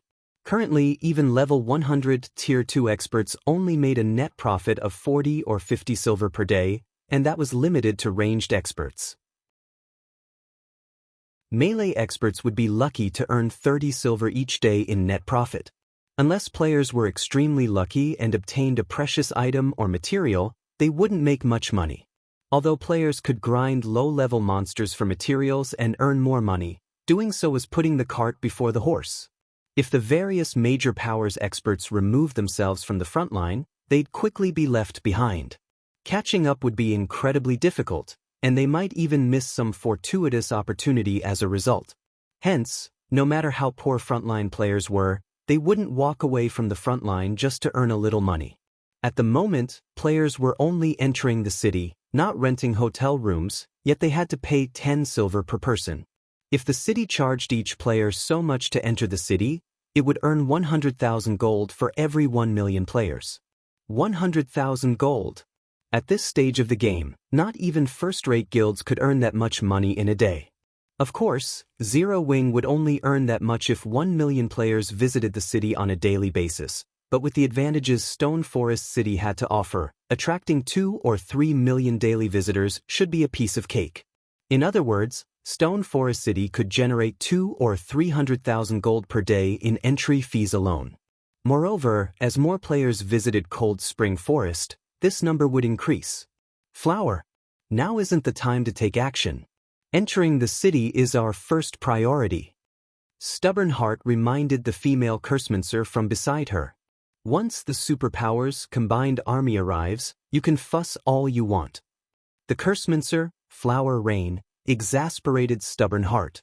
Flower Rain had already reached Tier 3, and 10 silver was insignificant to an expert of her caliber. She could join any random team and earn several dozen gold, yet she complained about 10 silver coins. If not for this operation, Stubborn Heart wouldn't have recruited an independent expert like Flower Rain. However, he had to admit that Stone Forest City was tyrannical. Just by existing here, the city could earn enough income to sustain several first-rate guilds. Relax, I'm aware of our priorities. That being said, I want 50% more in remuneration, Flower Rain demanded. Despite the fact that Stubborn Heart was the guild leader of the Black Dragon Empire's #1 Dark Guild, she showed him no respect. On the contrary, she demanded a higher price. In response, several of Grim Reaper's Tier 3 experts gave Flower Rain cold glares. Fine. As long as you can maintain your domain as agreed, I'll increase your pay, Stubborn Heart said, assenting. Interestingly, he didn't seem angry in the least. None of the other major powers experts were surprised, however. Flower Rain was the only player in the Black Dragon Empire to possess a Tier 3 domain skill. She was also a bona fide Void Realm expert, and when she activated her domain skill, even the Empire's first-rate guilds were helpless against her. This was precisely the reason that Stubborn Heart had enlisted Flower Rain's help. Although every member of his team was a Tier 3 expert, Stone Forest City was full of level 115+, Tier 2 NPC knights, which would be a challenge to get through. Hence, they needed Flower Rain's help. With a Tier 3 domain skill to suppress the knights, defeating the NPCs wouldn't be a problem. Even if a large number of Zero Wings Tier 3 experts joined the fray, they could complete their task and capture the City Lord's mansion. Once Stubborn Heart agreed to her price, Flower Rain stopped wasting time and gave the Tier 2 knight her 10 silver. As Flower Rain entered the city, a Tier 3 berserker beside Stubborn Heart spoke up, "Boss, that's 50%. If you give her that much, we'll have significantly less profit." "It's fine. As long as 9 Dragons Emperor's negotiations with Starlink are successful, and we're the first group to capture the City Lord's mansion, we can negotiate for more. With Stone Forest City under our control, 9 Dragons Emperor and Starlink won't be able to refuse our demands," Stubborn Heart said, grinning as he looked at the long line of players behind him. He had known for a long time that Stone Forest City was a gold mine, but after seeing it for himself, he realized how limited his imagination had been. How was this a gold mine? This was basically a diamond mine. The city could collect over 300,000 gold in entrance fees alone. Once the various superpowers took over, even a small share would greatly benefit Grim Reaper. The other powers Tier 3 experts couldn't help but think the same as they gazed at Stone Forest City with hungry eyes. At the same time, they felt their hatred for Zero Wing grow. Normally, their guilds had to go to great lengths to earn a few thousand gold more than usual, but despite its lack of backers and a short history of less than a year, Zero Wing earned more income than their guilds could dream of. Moreover, Zero Wing earned so much without having to lift a finger. "All right, let's head inside," Stubborn Heart commanded as the players behind him urged their team to move. Read latest chapters at Wuxia World. EU Stubborn Heart and his team then paid their entrance fees and entered Stone Forest City. However, as they crossed the threshold into the city, they found Flower Rain standing stiff as a statue in the middle of the road. "Flower, what's wrong?" Stubborn Heart asked. When he made it to her side, however, he too was stunned. His expression shifted to one of horror when he saw the 2 rows of NPC knights before him. "Tier 3. How is this possible?"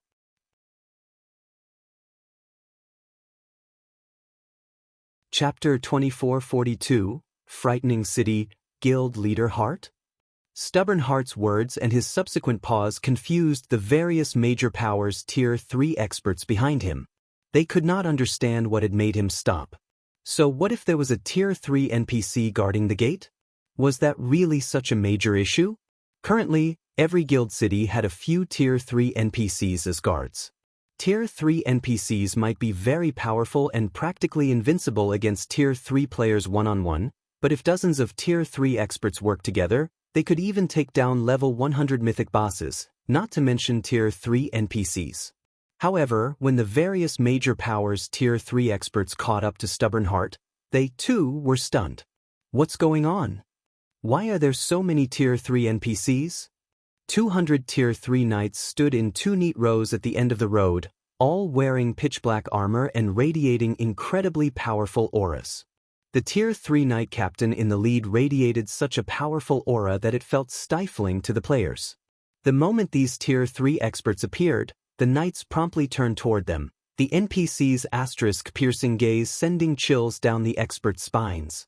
They won't attack without reason, right? A Tier 3 assassin nervously muttered. We haven't done anything yet. Their team had nearly 100 Tier 3 experts and was a force that could even threaten God's domain superpowers, but they were nothing before the 200 Tier 3 NPCs. Those knights could quickly and effortlessly annihilate every one of them. As the various major powers' anxiety spiked, someone shouted at them. You bunch! Why are you just standing there? This is the city entrance. Players aren't allowed to loiter.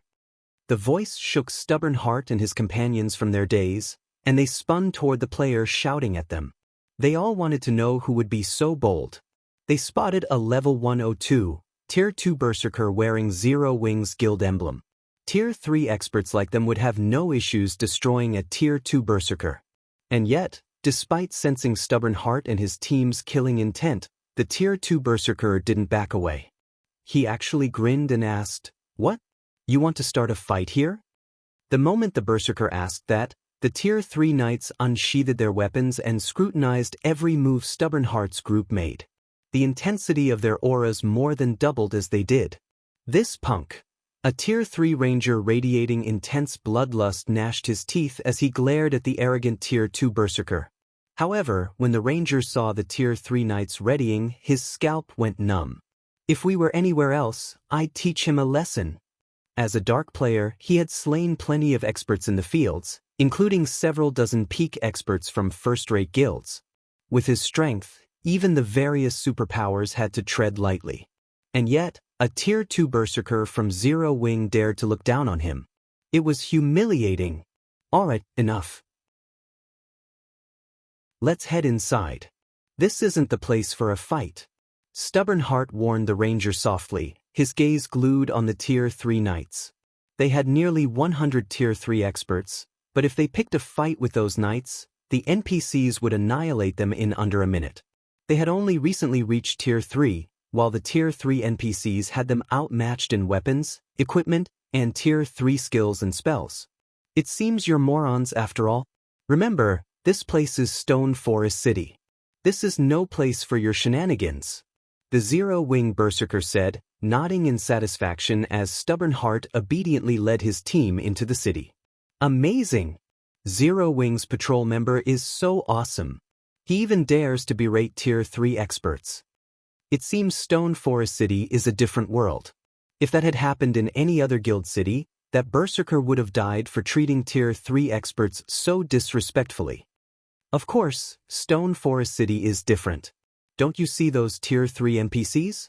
If those Tier 3 experts had attacked, none of them would leave the city alive. It seems we won't need to worry about Tier 3 bullies in Stone Forest City. The Tier 2 experts new to Stone Forest City couldn't help but gape after seeing Zero Wing's Tier 2 Berserker scold Stubborn Heart's group. They had never thought that Stone Forest City would be that safe. Tier 2 players had to be extremely careful around Tier 3 experts in other guild cities and most NPC cities.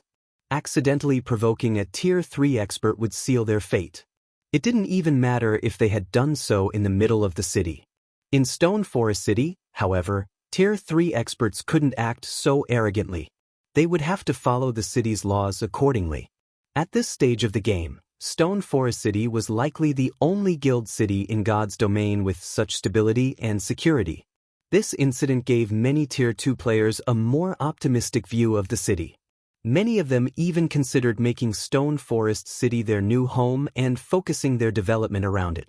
No one wanted to reside and develop somewhere unsafe, constantly having to worry about losing whatever treasure they'd obtained after all. Zero Wing certainly knows how to get the upper hand. It has stationed 200 Tier 3 NPCs at the gate to shock people. It's even used us Tier 3 players as a promotional tool. Flower Rain growled as she glanced back at the Tier 3 knights by the city gates.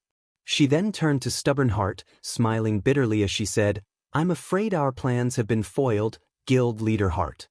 By stationing so many Tier 3 NPCs by the city's gate, Zero Wing had essentially warned Tier 3 players like them from misbehaving in the city, and there was nothing they could do about it. Those were 200 Tier 3 NPCs they were talking about. Not even 1,000 Tier 3 experts had a chance against such a force. That's not necessarily true.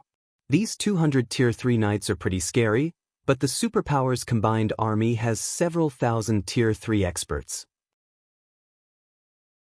A measly 200 Tier 3 NPCs can't stop that force, Stubborn Heart said, sneering.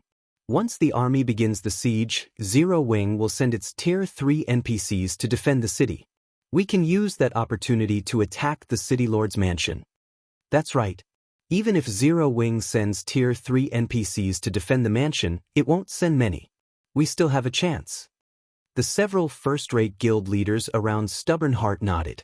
Since everyone thinks that the plan is still viable, let's scout the City Lord's mansion.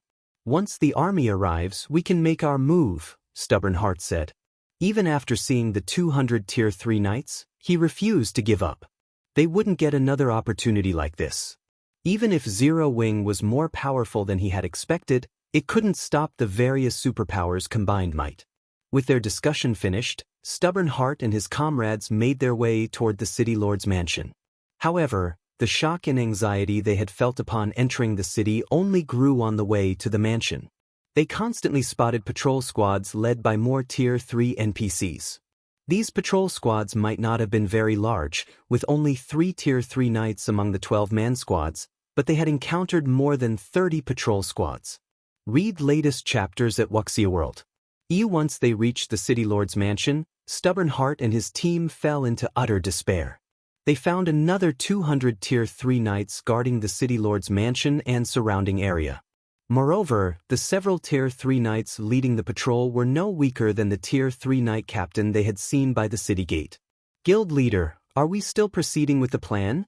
a Tier 3 assassin asked when he saw Stubborn Heart's dazed look. "Are you stupid?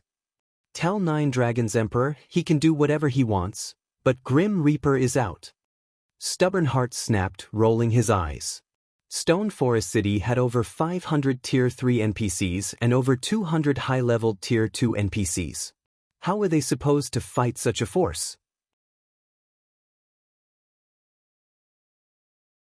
Chapter 2443, Unshakable Zero Wing Dark Knight Empire, Dark Knight City. Starlink's residence, which should have been prosperous and lively, was extraordinarily quiet. A large number of Starlink's experts stood guard outside the guild hall. There were even Tier 3 experts among them. Not even guild members were allowed in the guild hall, much less outsiders. It was an unprecedented level of security. Only 3 people were currently in the guild hall: Lu Xingluo, Nine Dragons Emperor, and an unknown player wearing a cloak. Since the third member of the group had hidden their identity with a black cloak, it was even impossible to tell whether the player was male or female. Not only was Nine Dragons Emperor unhappy about the third member's concealment during such a crucial meeting, but he was also shocked by how respectfully Lu Xingluo treated the third member of their party. Lu Xingluo led Starlink, a guild that had the power to develop on both main continents simultaneously. Although Starlink wasn't as powerful as a super guild, it had even more potential than ordinary super guilds. And yet, Lu Xingluo was letting someone lord above him. It was unbelievable. Now that we've concluded our discussion, does your side have any problems? Lu Xingluo asked Nine Dragons Emperor. None. Those people should be inside Stone Forest City by now. Once the combined army lays siege to Stone Forest City, they'll use everything they have to secure the City Lord's mansion. Once they've done their job, our alliance will have an advantage in the negotiations with the various superpowers, Nine Dragons Emperor confidently replied. To capture Stone Forest City and topple Phoenix Reign from her pedestal, Nine Dragons Emperor had invested much in this upcoming operation. He had even offered huge concessions to the Black Dragon Empire's dark forces and gathered nearly 100 Tier 3 experts. He had vetted the experts thoroughly, ensuring that they were in no way connected to other superpowers. With this, he wouldn't have to worry about Zero Wing stopping the group outside of Stone Forest City. Zero Wing's relationship with the various superpowers was quite tense, after all. No one would be surprised if the guild denied entry to members of non-allied superpowers. However, Zero Wing would lose public favor if it didn't allow these Tier 3 experts, who weren't associated with the various superpowers, into the city. By doing so, it would upset the various ordinary powers Tier 3 experts and independent Tier 3 experts. If that happened, the guild's situation would become even more precarious. Not only would it have to face the various superpowers, but it would also have to worry about the game's ordinary powers and independent experts. As Nine Dragons Emperor finished his statement, the mysterious player beside him received a message. Nine Dragons Emperor watched the cloaked player's atmosphere change as they read it. Although he couldn't see the mysterious person's appearance, he was more than capable of sensing someone's emotional shifts as a peak expert. Dragon Pavilion Master, you've worked hard for this, but I'm afraid that Starlink will be withdrawing from the operation, the mysterious person declared without bothering to discuss the situation with Lu Xinglua. What do you mean? The declaration confused Nine Dragons Emperor. Have you given up on Stone Forest City? They had already laid the groundwork to cut off Stone Forest City's profits. They were only waiting for the various superpowers' combined army to siege the city, yet this mysterious person had suddenly decided that Starlink would stay out of the fight. This cloaked player had to be toying with him. The announcement stunned Lu Xinglua as well. He couldn't understand why the mysterious person had chosen to forsake the opportunity to secure a gold mine like Stone Forest City. No, I simply doubt this operation's chances of success, the mysterious person explained, shaking their head. How can it fail? I admit that Zero Wing is very strong, but it's nothing compared to the various superpowers' joint army. Once my people secure the City Lord's mansion, Stone Forest City will be ours for the taking. Nine Dragons Emperor snarled, furious. I don't mind allying with the other superpowers if Starlink intends to give up, but you'd better not regret your decision. Regret? The mysterious person could not help but chuckle. If you think you can find a new partner, Dragon Pavilion Master, feel free, but I'm sure that no superpower in God's domain will want to work with you. Just as Nine Dragons Emperor was about to argue, he received a message from Martial Dragon. The message was simple: Stubborn Heart and the others have abandoned their partnership. Nine Dragons Emperor could only stare at the message, dumbfounded. What exactly had happened? As soon as Starlink gave up on their alliance, Stubborn Heart's group had informed him of the same. Was Zero Wing so heaven-defyingly powerful that it had bought off both groups? Nine Dragons Emperor couldn't think of another explanation for the sudden development. This was an excellent chance to capture Stone Forest City. Why would anyone ignore such temptation? Don't overthink things. The reason we've decided against this operation is simple. As if the mysterious person had read Nine Dragons Emperor's mind, they calmly continued, no power in God's domain can do anything against Stone Forest City. How is that possible? Nine Dragons Emperor instinctively refuted the idea. Even if Black Flame and the Secret Pavilion are protecting the city, they can't stop several thousand Tier 3 experts. But what if the city is protected by 500 Tier 3 NPCs? The mysterious person asked. 500 Tier 3 NPCs? Impossible. How can Zero Wing possibly have so many Tier 3 NPCs? Not even Kingdom's capital cities are protected by so many Tier 3 NPCs. Nine Dragons Emperor shouted. He was now sure that this mysterious player had to be messing with him. If you don't believe me, take a look for yourself, the mysterious person said, and they sent Nine Dragons Emperor a recording from inside Stone Forest City. By the time Nine Dragons Emperor finished the video, he was dazed. The recording included 2 segments.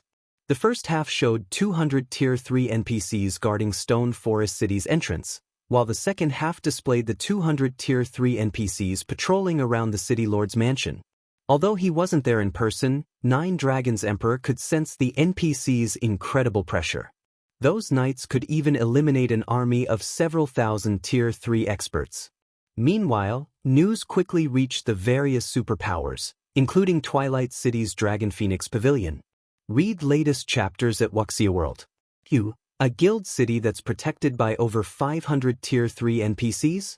Isn't guild leader Black Flame a little too impressive? Who would dare attack Stone Forest City now?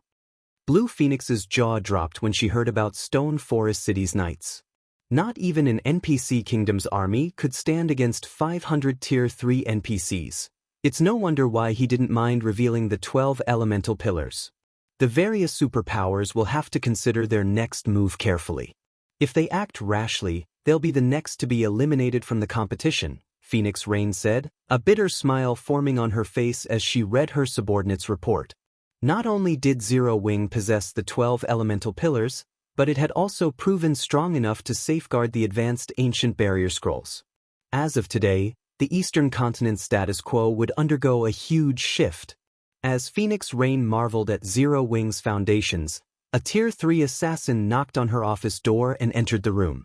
The assassin then reported, "Phoenix Pavilion Master, the Great Pavilion Master requests your presence to discuss an important matter."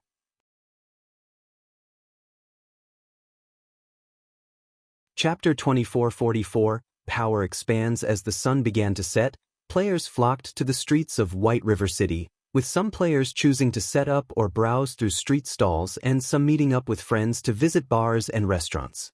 Everyone was merely going through their daily life. The only thing different today was that practically everyone in the city was discussing the same topic: Stone Forest City. Hey, have you heard? Stone Forest City actually has over 500 Tier 3 NPCs guarding it, a level 101 Guardian Knight enjoying a glass of beer in a bar said to his companion beside him. Who wouldn't know that? The video showing the city's internal situation has long since gone viral on the official forums. A level 102 elementalist retorted as he rolled his eyes at the Guardian Knight. Hee, I'm not referring to that, the level 101 Guardian Knight said, waving his hand. I have a good friend who managed to become the core member of a superpower, and he told me a juicy secret. Originally, the superpowers were planning to launch a joint attack on Stone Forest City. However, because of those Tier 3 NPCs, they all decided to give up on the endeavor. Now, some of these superpowers are even thinking of partnering with Zero Wing. Although the current Zero Wing is not comparable to actual superpowers in many aspects, due to the advantages of Stone Forest City, some superpowers are already acknowledging Zero Wing as a superpower. If Zero Wing really gains a few more superpowers as partners after this incident, I believe it won't be long before it actually becomes a superpower in God's domain. My friend also said that now is a good time to join Zero Wing. If we wait until Zero Wing becomes an actual superpower, it will be much more difficult to join then. My friend is planning to withdraw from his guild and has invited me to join Zero Wing together with him. After giving the matter some thought, I decided to go with him. Why don't you come with me? With your strength, once we join Zero Wing, we'll definitely have a great time there. We might even become one of Zero Wing's main force members. Really? The level 102 elementalist asked. At this moment, let alone this elementalist, even the other experts inside the bar who had overheard the Guardian Knight's words were tempted. The conditions to join a superpower were extremely stringent, and the conditions to rise through the ranks in a superpower were more stringent. Moreover, the various superpowers generally had their important positions reserved for particular people already. Even if players had the required strength and talent for a specific position, they wouldn't have the opportunity to get promoted to said position. However, it was a different story for Zero Wing. Although Zero Wing wasn't a superpower yet, it had already gained the recognition of many superpowers. With the massive advantages Stone Forest City provided, it was only a matter of time before the guild became a superpower. In other words, Zero Wing's influence would still expand rapidly in the future. After all, the amount of territory Zero Wing currently held was only at the standard of first-rate guilds. There would be plenty of empty positions to fill in the future. Now was the best time for independent experts like themselves to join Zero Wing. Of course, Why would I lie to you? According to my friend, quite a few superpowers have sent representatives to negotiate a partnership with Zero Wing already. Once the actual negotiations are over, this piece of news will become impossible to hide.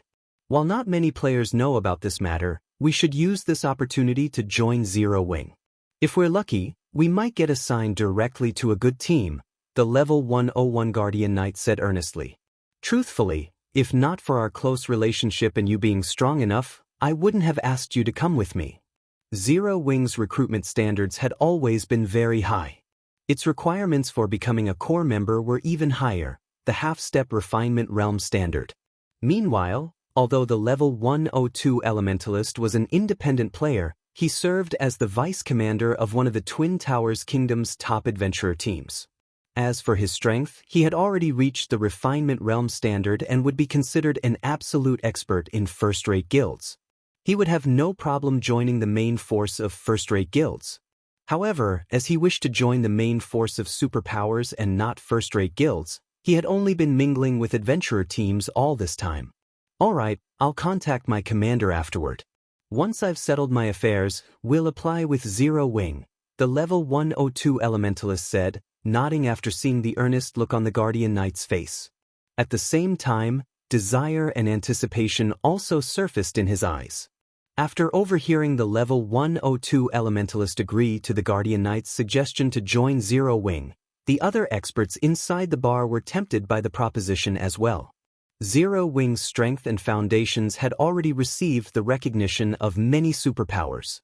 This was an excellent opportunity for independent experts like themselves to elevate their position in God's domain. If they seized this opportunity, they could become famous individuals in kingdoms and empires. They might even get to become the ruler of a city, at which point, their lives would thoroughly change. After all, many major corporations were investing astronomical sums into God's domain right now. Moreover, God's domain had also started affecting the various industries in the real world.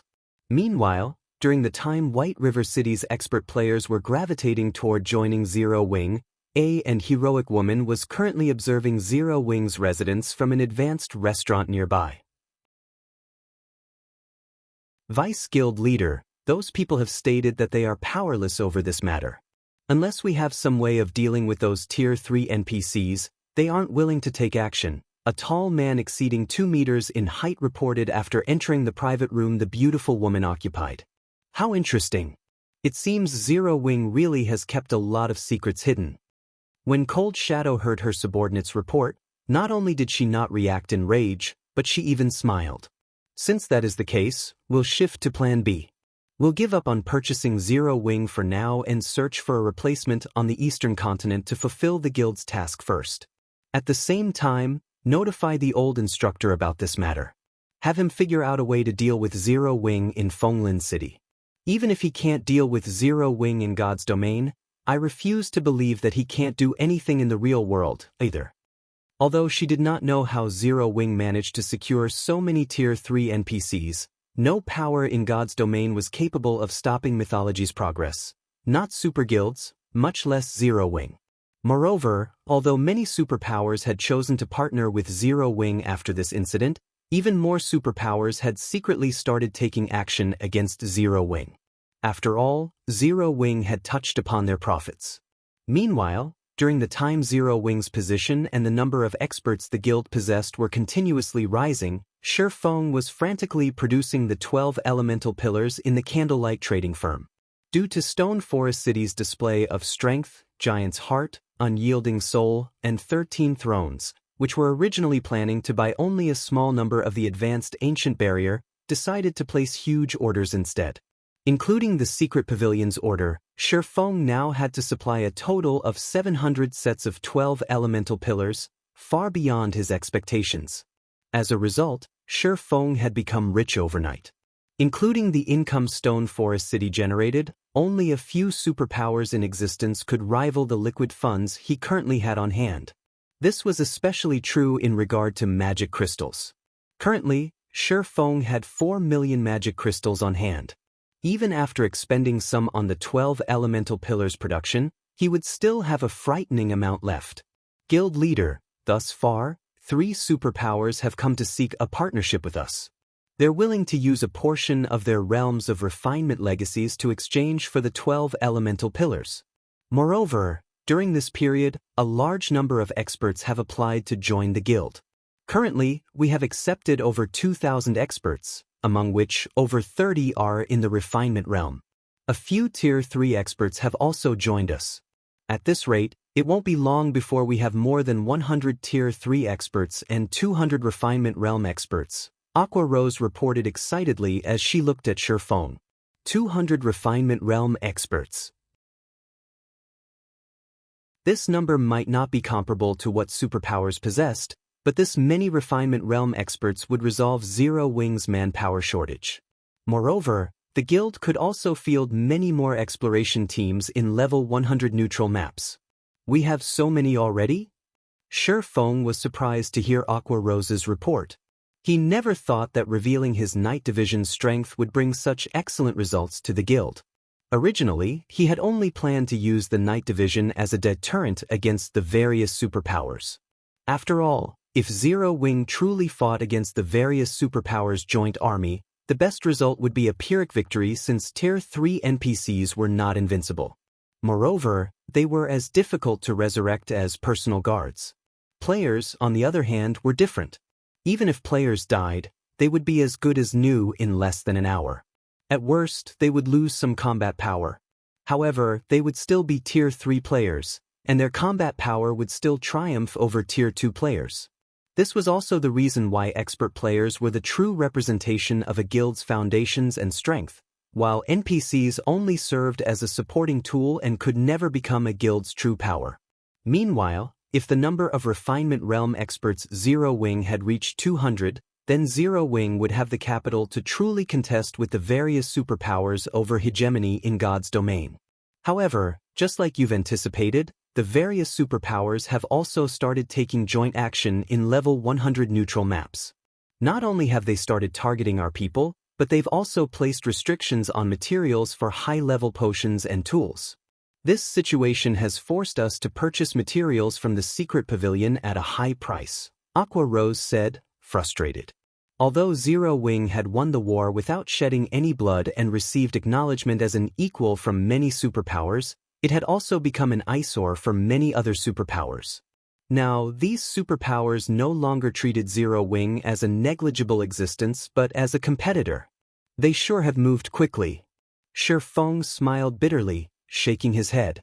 Have Fire Dance and the others get ready. Once I'm done making the 12 elemental pillars, we'll head over to the Western continent. Feng was not surprised by the actions the various superpowers took. After all, there was only so much profit to go around in God's domain. It was only natural for Zero Wing to face heavy resistance when trying to get a larger cut of the cake. However, he did not pay much heed to this matter, because he had a much more worrisome problem to deal with, which he had been ignoring due to the guild's inadequate strength. Now that Zero Wing possessed a city in a level 100 neutral map and he had become a lord himself, he had no choice but to worry about the aggression of the dark forces. When that time arrived, dark players would thoroughly shed all pretenses with normal players. The dark forces were still inactive right now only because dark players had yet to truly start exploring level 100+ neutral maps. However, as more dark players reached Tier 3 and explored the various level 100+ neutral maps, they would come across dark forces that had been banished by the various kingdoms and empires to level 100+ neutral maps. At that time, dark players' development would skyrocket, and city sieges and territorial battles between dark players and normal players would become commonplace. Without sufficient strength, guilds wouldn't even be able to survive out in the fields. This was also the reason why some superpowers had gone out of existence after mainstream players started reaching level 100 and beyond. To ensure Zero Wing's continued development in level 100+ neutral maps, he had to nurture a large number of Tier 3 experts as soon as possible. Moreover, the guild also had to be capable of mass-producing level 100+ top-tier weapons and equipment. Simply relying on field bosses and team dungeons would not keep the guild alive. Hence, sufficient materials were necessary. I'll notify them right away. Upon hearing Feng's words, Aqua Rose could not help rejoicing. She had always been very curious about the Western continent. Following which, Feng spent the next few days working in his special forging room and ended up producing as many as 3 sets of 12 elemental pillars. At the same time, his efforts had also brought him to level 110, his leveling speed not the slightest bit slower than that of players grinding out in the fields. Of the 3 sets, 800 sets were meant to fulfill the orders from the Secret Pavilion and Zero Wing's other partners, while the remaining 500 sets were reserved for Zero Wing's expert teams. During the time the various superpowers were making use of their 12 elemental pillars to achieve extraordinary results in level 100 neutral maps, Feng led Aqua Rose and other members of Zero Wing's core upper echelon to the Demon Wolf Mountain Range's teleportation gate.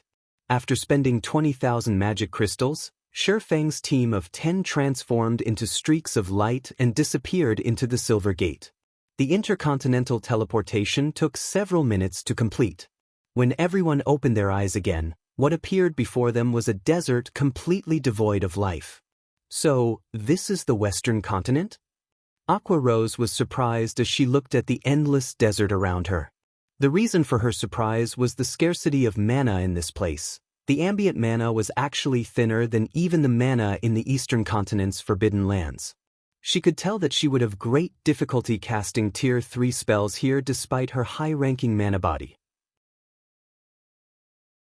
Weaker Tier 3 players might not even be capable of using their Tier 3 skills and spells and might be limited to skills and spells of weaker tiers. Sure enough, the mana density here is much lower than on the Eastern Continent. When Feng sensed the ambient mana, he was similarly overwhelmed by a sense of discomfort.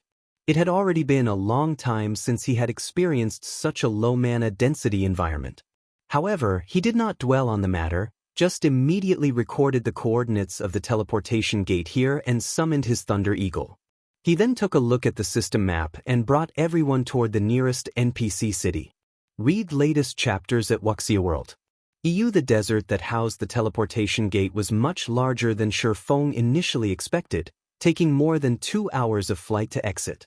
During their journey, they had discovered plenty of level 100+ Great Lords and Grand Lords and even level 120 mythics.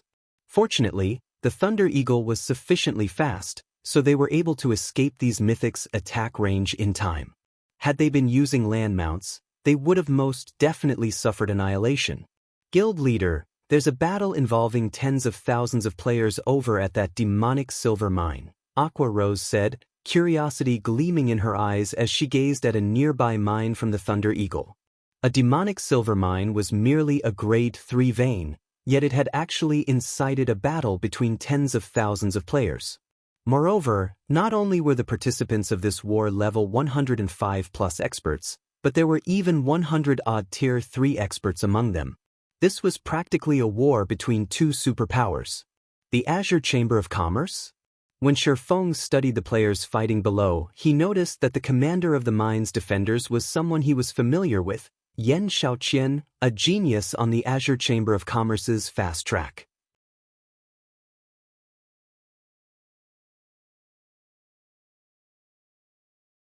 Chapter 2445, You have two choices, Guild Leader. Is it someone you're familiar with?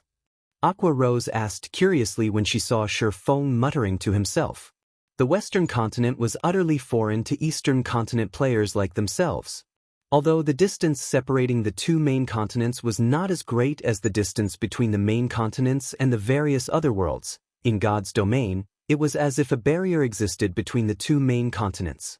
Not only was information on the two main continents segregated, but even the cultures of the two continents differed significantly. For example, players of the same class would give the impression that they possessed a completely different class depending on which continent they played on. Their combat styles would be quite dissimilar. On the Eastern continent side, battles were fought using mainly a combination of combat techniques and skills or spells, with mana control playing only a supporting role. Meanwhile, on the Western continent, battles were fought using mainly a combination of mana control and skills or spells, while combat techniques were only for support. Aside from the difference in combat styles, The greatest contrast between the Eastern and Western continents was the management styles that the various kingdoms and empires adopted. On the Eastern continent, NPC kingdoms and empires relied on their national armies to manage their cities. On the Western continent, however, NPC cities were managed by the Adventurers Association. The various kingdoms and empires' armies only served to maintain the safety of their respective countries' borders and fend off the main forces of the demonic creatures. As there existed many demonic creatures on the Western continent, armies of demonic creatures regularly invaded kingdoms and empires. In fact, these demonic creatures would launch attacks on towns and cities once every 2 or 3 days, which was much more frequent than the monster sieges on the Eastern continent, and sometimes even capture those on the borders. If the various kingdoms and empires failed to reclaim those captured towns and cities, the player's range of activity would shrink significantly. Conversely, the more demonic towns and cities the various kingdoms and empires captured, the larger the player's range of activity would become. The Western continent did not have any clearly defined neutral maps, and the territory the various kingdoms and empires possessed was in constant flux. Hence, the Western continent was labeled the demonic creature continent, and battles on a national scale occurred here much more frequently than on the Eastern continent. It wouldn't even be surprising for a kingdom that had faded out of existence to reappear. If the 10 from Zero Wing could have someone familiar with the Western continent guide them, it would save them a lot of trouble. After all, the Western continent's situation was ever-changing, and players not familiar with the Western continent would most likely have a very difficult time mingling here. "We're not familiar with each other, just acquaintances," Feng replied, shaking his head as he looked at Yan Shaoqian, who was fighting while commanding the battle. He had come to know Yan Shaoqian only because of the Azure Chamber of Commerce's alchemy competition. Although he had heard that Azure would be sending Yan Shaoqian to the Western continent to receive priority grooming, he never thought that he would encounter the woman here. Currently, Yan Shaoqian was already a level 106, Tier 3 Great Mage. She was also equipped in quite a few pieces of level 105 fine gold equipment, and the purple crystalline staff she wielded even radiated the glow unique to epic items.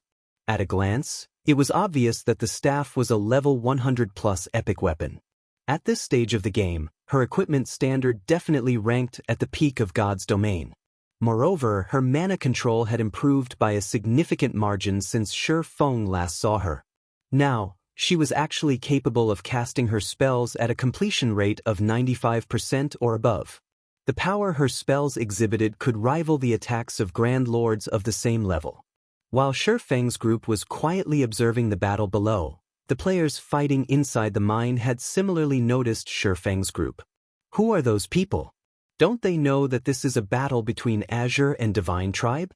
A Tier 3 Berserker King, who was an elder of the Azure Chamber of Commerce, muttered, a frown forming on his face as he looked at the players atop the Thunder Eagle.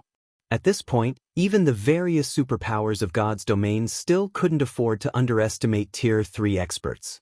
Meanwhile, from what the Berserker King could tell, Feng's group of 10 were all Tier 3 experts. To ordinary superpowers, they would indeed pose a significant threat.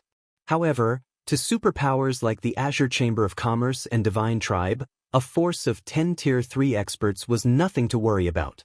Nevertheless, on the Western continent, what the various powers found most troublesome was when other people suddenly appeared in a battle between two powers. This was because nobody could guarantee whether this third party would simply spectate and do nothing, or try to take advantage of the situation. Hence, whenever a third party appeared, the two combatant powers would first take care of this unknown factor before resuming the battle. The Azure Chamber of Commerce and Divine Tribe were superpowers that everybody on the Western continent knew of. Now, however, someone had actually ignorantly barged into their battle. Black Flame? Why is he here? Yan Shaoqian revealed an astonished expression when she spotted Feng sitting on the Thunder Eagle. Doesn't he operate on the Eastern continent? Yan Shaoqian had a very strong impression of Feng. After all, Zero Wing was responsible for her loss to Silent Wonder during Azure's alchemy competition, which, in turn, lost her family the ruling rights to the chamber. Aside from that, Shi Feng's identity as a Tier 3 player had also shaken the entire competition venue. Back then, not a single superpower had managed to produce a Tier 3 player, yet Shi Feng had succeeded in becoming one himself. Even Long Xianglong, one of Azure's Grand Elders, had taken the initiative to acknowledge defeat against Shi Feng. This was something unprecedented. Moreover, she had previously inwardly ridiculed Shi Feng for being so foolish as to give up on partnering with Azure and toss away an excellent opportunity to obtain the Western continent's resources. Hence, she never thought that Shi Feng would actually appear on the Western continent now. Xiao Qian, do you know them? The Berserker King Elder asked when he noticed the shock on Yan Xiaoqian's face. At this point, Yan Xiaoqian was a future Grand Elder that the Azure Chamber of Commerce was nurturing vigorously. Although she was currently only an ordinary elder, her position combined with her identity granted her a status that was far superior to ordinary elders. She was well within her authority to argue with even the chamber's vice guild leaders. If Shi Feng's group were Yan Xiaoqian's acquaintances, then the Azure Chamber of Commerce would overlook the group's transgressions.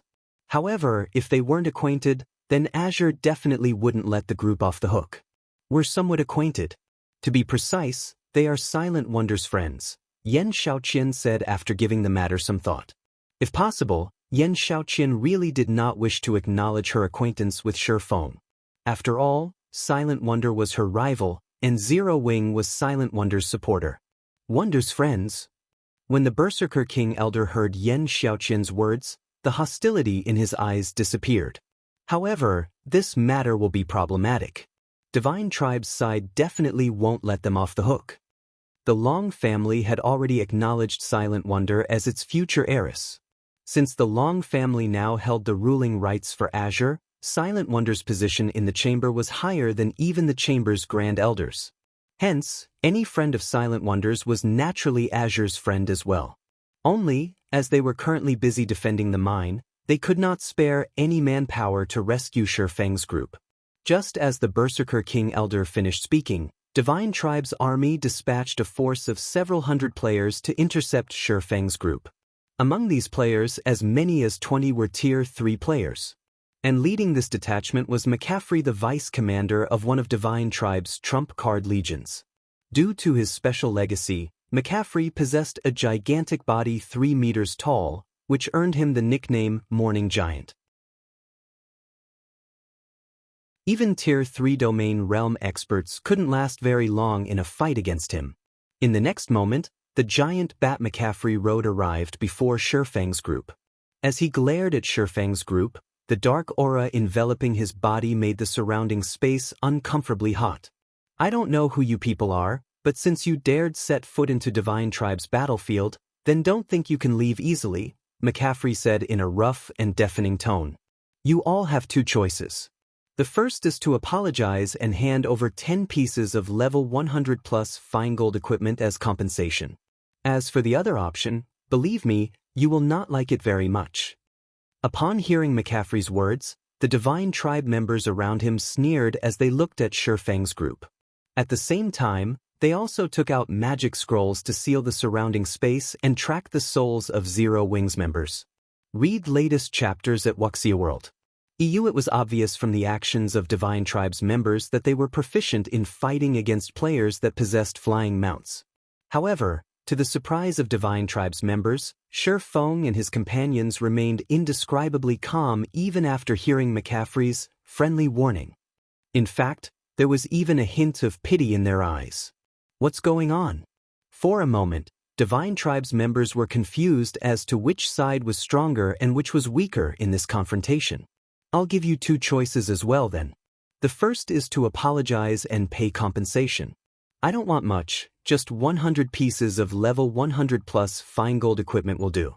As for the other option, I believe you won't like it very much either, Shi Feng retorted, his mouth curving in a calm smile as he swept his gaze over Divine Tribe's members.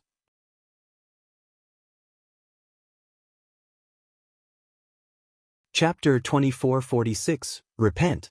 As soon as Shi Feng finished speaking, silence fell over the area as Divine Tribe's members gawked at Shi Feng, their eyes wide in shock. Shi Feng had not spoken very loudly, Ordinary players standing 20 yards away from him wouldn't have been able to make out his words. However, everyone present was an expert. Their 5 senses were far superior to ordinary players, so they heard Feng's words just fine. Despite that, however, Divine Tribe's members still could not help but wonder if they had heard wrong. After all, how could there possibly be anyone that would dare speak to Divine Tribe in such a manner? Not even the Azure Chamber of Commerce's guild leader would dare speak to Divine Tribe in such an arrogant manner, yet a random Tier 3 player like Feng actually had? Did you guys not hear what our guild leader said? If you apologize quickly and hand over 100 pieces of level 100 plus fine gold equipment as compensation, then we will let this matter slide. Otherwise, the consequences definitely won't be something you'd be willing to bear. Kola repeated Feng's words as he looked at the stunned Divine Tribe members. Unlike Feng, Kola had shouted, and his words echoed throughout the entire mine below. Let alone the several Divine Tribe members before him, even the tens of thousands of players in the mine below heard him loud and clear. Who are these people? They actually dare spout such nonsense against Divine Tribe? Although I don't know who they are definitely dead now. They won't die just once today. Now that they've provoked Divine Tribe in such a manner, Divine Tribe will surely kill them back to level 0. The Azure Chamber of Commerce's members were stunned as they looked at Feng's group on the Thunder Eagle. Even their chamber's guild leader did not dare behave so arrogantly before Divine Tribe. Divine Tribe was a top-ranking super first-rate guild. When God's Domain first launched, Divine Tribe was already very close to becoming a super guild. Moreover, due to God's Domain's growing popularity, Divine Tribe had received capital injections from several major corporations. At this point, Divine Tribe's strength already rivaled super guilds. In fact, it was even stronger than some of the ordinary super guilds. This was why Divine Tribe dared to contest with the Azure Chamber of Commerce for the demonic silver vein. Xiaoqian, are these people insane? The Berserker King Elder from Azure asked, similarly stunned by this situation. He had thought that Feng's group might turn around and flee, or that Feng's group might seek help from Azure. What didn't occur to him was that Feng might actually provoke Divine Tribe without hesitation. At this moment, even if Azure's guild leader showed up, it would still be impossible to dissuade Divine Tribe from taking action against Feng's group. Yan Xiaoqian was likewise confused by this situation. If possible, she really wished to ask Feng what he was thinking. He can't be thinking that this place is like Demonstone Town and that nobody can do anything to Tier 3 players, right? As Yan Xiaoqian looked at Feng, the only explanation she could think of for this situation was that he believed that no superpower would dare to touch him just because he was a Tier 3 player. After all, the various superpowers had shown the swordsman great respect back at Demonstone Town. However, the situations now and then were completely different. Back then, Feng could indeed act arrogantly as a Tier 3 player, as none of the various superpowers could do anything to him. Now, however, every superpower had at least several dozen Tier 3 experts under their command. Let alone Tier 3 peak experts, even Tier 3 apex experts no longer had the qualifications to act arrogantly before the various superpowers. This was especially true on the Western continent, which was infested with demonic creatures. Players living here had much more combat experience than players living on the Eastern continent. The legacies and various items used by the Western continent's players for combat were also much stronger than those found on the Eastern continent. Let alone dealing with Tier 3 players, the various superpowers wouldn't have trouble dealing with even Tier 3 NPCs. After all, the armies of demonic creatures had commander-level monsters that could rival NPCs when it came to intellect. In the end, however, the various superpowers had still slain those intelligent monsters.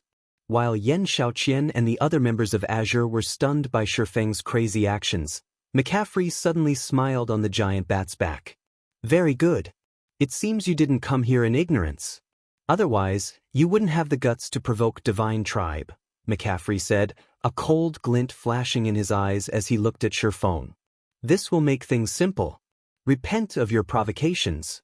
Otherwise, only eternal hell awaits you all. As soon as McCaffrey said so, the several Divine Tribe experts around him activated the magic scrolls in their hands, not only sealing the surrounding airspace but also placing a tracker on the souls of Feng's group. This way, even if Feng's group died and resurrected somewhere else, they could still track down the group.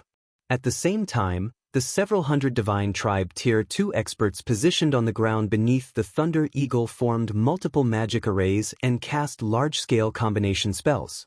Several fire pillars and lances of light immediately emerged from the ground and flew straight at Feng's group, the power of these spells not the slightest bit weaker than the Tier 3 spells of actual Tier 3 players. In fact, some of these spells could rival even Tier 4 spells in terms of power. For a moment, the airspace the Thunder Eagle occupied turned into a sea of flames. The shockwaves from the explosions were palpable even over 100 yards away. What a waste! Originally, these spells were supposed to be used on Azure's Tier 3 peak experts. Now, we're actually squandering them on these people, a Tier 3 red-haired, female elementalist standing behind McCaffrey said, clicking her tongue. 10 days ago, Tier 3 players were indeed existences that the various superpowers could not afford to underestimate. However, the situation was different now. The various superpowers had secured not only the means to resist Tier 3 players but also the means to kill Tier 3 players. In the face of a combination spell cast by 30 Tier 2 players, even monstrously strong Tier 3 players would fall if they were careless. Not to mention, they had used 7 of such combination spells this time. Alright, get ready to use the Raised Dead Scrolls and resurrect them. I want to let them know how foolish it is to provoke Divine Tribe. McCaffrey said, gesturing at the players holding Raised Dead Scrolls to move forward. The Raised Dead Scroll was a precious tool that could be found only in ancient ruins. The scroll's original function was to resurrect comrades that had fallen in battle. However, it was also useful when they wanted to repeatedly kill enemy players. Yet, after the Divine Tribe members holding the Raised Dead Scrolls tried to resurrect Feng's group, they could not help staring at their scrolls in confusion. What's wrong? Why aren't you resurrecting them? McCaffrey demanded after seeing that the Raised Dead Scrolls remained in his subordinate's hands. Vice Guild Leader, for some reason, these Raised Dead Scrolls can't resurrect them. The scrolls might be broken, a Tier 3 ranger reported. Broken? McCaffrey was a little surprised at this situation. He then returned his gaze to the sea of flames before him. Read latest chapters at Wuxia World. The Raised Dead Scrolls had never failed to activate before. If the resurrection failed, then that could only mean one thing. The target of resurrection was still alive.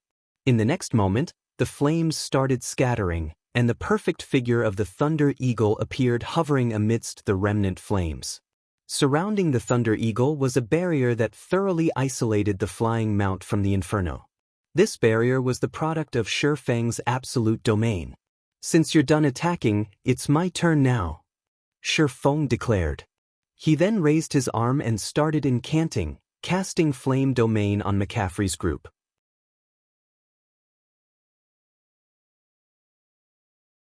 Chapter 2447, 7 Luminaries Rings True Power. As Feng started chanting, a twofold magic array with a 60-yard radius appeared above McCaffrey and his several hundred members. A large-scale destruction spell? Not bad. When McCaffrey saw the 2 gigantic, crimson magic arrays above him, he was slightly surprised. He had never thought that a swordsman like Feng would possess such a rare spell. He immediately shouted to his subordinates, "Everyone, use instantaneous movement scrolls and get out of here." Large-scale destruction spells were no longer foreign to God's domain's various powers. Such spells were commonly used during guild wars as they were the most effective in large-scale combat. Hence, the various powers had thought of an appropriate countermeasure. They'd use instantaneous movement scrolls to escape the spell's AoE as quickly as possible. Although large-scale destruction spells were frighteningly powerful, they had very long cast times. Once one noticed a player casting a large-scale destruction spell, they could easily flee the attack with an instantaneous movement scroll. Of course, large-scale destruction spells still had massive effects. Guild wars were generally chaotic, involving extremely large numbers of players. Some players were bound to fail their escape attempts due to enemy interference or lack of instantaneous movement scrolls. Large-scale destruction spells would still hit quite a few players, proving effective regardless. However, McCaffrey only had several hundred subordinates with him, and they were all Divine Tribe experts. Every one of them had a few Tier 2 instantaneous movement scrolls, not to mention the Tier 1 version. They had all prepared these scrolls on the off chance that they were attacked with large-scale destruction spells or war weapons like gnome cannons. Following their orders, Divine Tribe's experts pulled the scrolls from their bags. Meanwhile, McCaffrey steered his flying mount out of Flame Domain's range. However, just as everyone began to flee, the twofold magic array above them completed and began to absorb mana from its surroundings. Like a black hole, the array drained all of the mana within a 500-yard radius. Now, not only was the area around the magic array devoid of mana, but the array's rapid mana absorption had also created spatial distortions within the area. For a moment, the sky darkened, and all players within Flam range felt stifled as if they had just fallen into a bottomless swamp. What's going on? Why has the sky gone dark? It's so hard to breathe or move. My instantaneous movement scroll won't activate? No, that's not right. It's not just instantaneous movement scrolls. I can't even use my Tier 2 blink spell. What kind of large-scale destruction spell is that?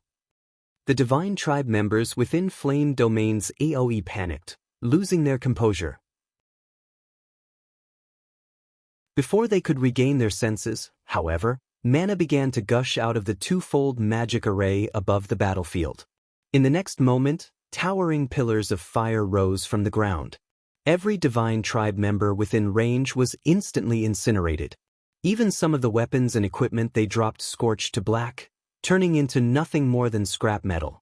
The flaming pillars' intense temperature melted the dirt under their feet to white-hot magma. Players could even feel the pillars' heat waves from several hundred yards. As if time had frozen, the tens of thousands of players in the mine stared at the rising pillars of fire in stunned silence. What did he do? Shock and curiosity swam in Yan Xiaoqian's gaze as she glanced at Feng, who remained standing on the Thunder Eagle's back. From what she could tell, Feng had only used one large-scale destruction spell, but aside from McCaffrey and the Tier 3 players on his flying mount, every player from Divine Tribe had lost their minds. They had all pulled instantaneous movement scrolls from their bags, yet they stood to watch Feng's spell erupt. It almost looked like Divine Tribe were performing with Zero Wing for the Azure Chamber of Commerce. However, Divine Tribe was a top-ranked super first-rate guild that could even rival super guilds, and they were currently on the Western continent, not the Eastern continent. There was no way Divine Tribe would go to such lengths to show respect for a guild leader from a pseudo-superpower like Zero Wing. Yan Xiaoqian and Azure's members weren't the only surprised players. Even Feng was taken aback by his results. Casting Flame Domain with a mana body is actually this powerful? Feng could not help but glance at the 7 Luminaries ring on his finger after watching several hundred Divine Tribe members turn into ash. Although he had known that skills and spells would become considerably more powerful when players reached Tier 3 and acquired their mana bodies, he hadn't thought that the 7 Luminaries ring's activatable skills would become this strong. He had only intended to use Flame Domain to scatter Divine Tribe's members.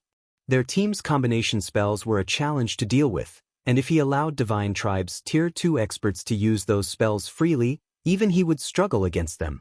He hadn't actually expected to annihilate all of those Tier 2 experts with one Flame Domain. And the spell had even absorbed all available mana within a 500-yard radius.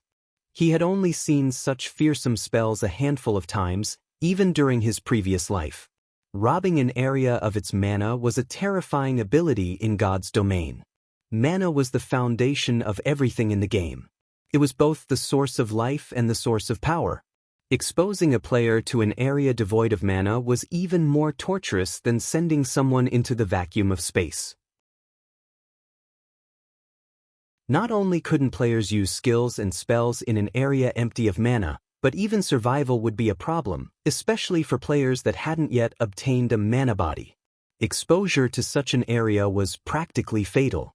While Feng stared at his 7 Luminaries ring, McCaffrey gave the swordsman a grim look. This was the first time he had encountered a spell that could eliminate several hundred of his Tier 2 subordinates without giving them the chance to flee. Vice Commander, the spell that player just used is too powerful. It had devoured all mana within its range. Tier 3 players like us might be fine in such an environment, but Tier 2 players are sheep for the slaughter, the red-haired, female elementalist behind McCaffrey said as she watched Feng's group with a serious expression. Read latest chapters at Wuxia World. The other Tier 3 experts from Divine Tribe began to observe Feng's group carefully, as well. They no longer dared to write off the strangers as ignorant challengers. With Feng's large-scale destruction spell, they wouldn't be able to rely on Tier 2 experts in an attack against Feng's group.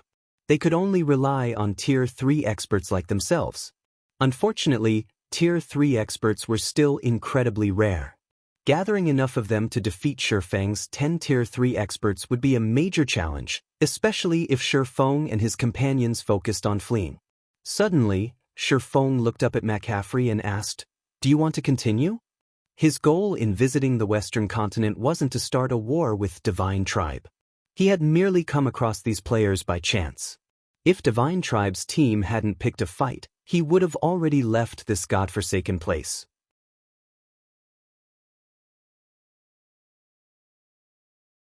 Chapter 2448, Divine Tribe shocked. Although Feng hadn't spoken very loudly, McCaffrey and his companions had heard him clearly, and the question enraged them.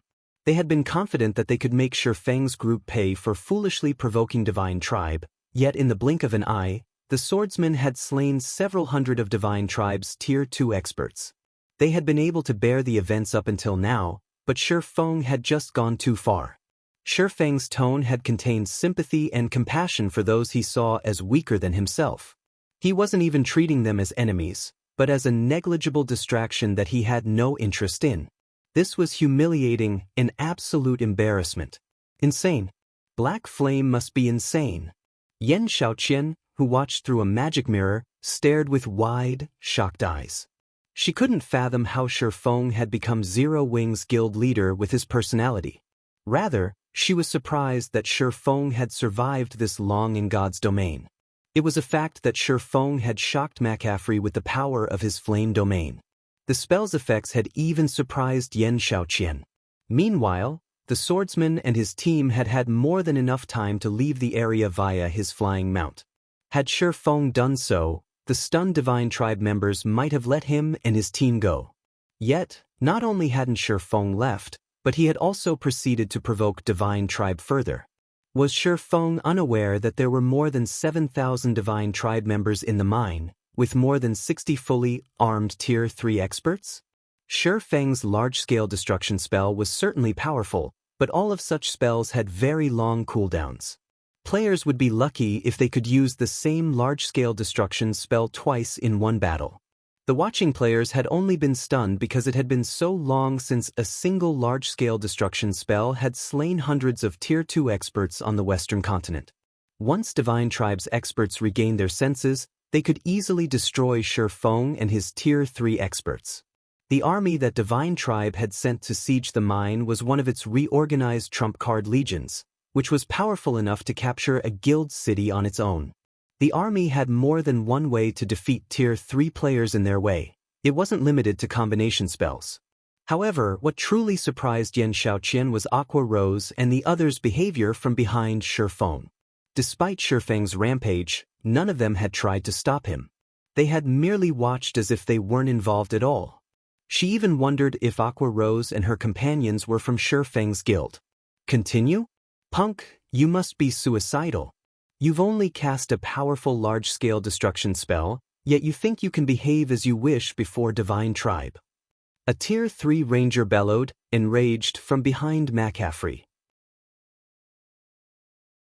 Without even waiting for a command, the ranger retrieved 3 crystalline arrows, decorated with runes, from the quiver on his back and fired them at Feng. The instant these 3 crystalline arrows flew from the ranger's bow, they broke the sound barrier, releasing a sonic boom that rocked the area. Space itself began to destabilize from the arrow's power. These 3 projectiles were more than capable of heavily injuring a Grand Lord of the same level, and they were so fast that they became invisible to the naked eye.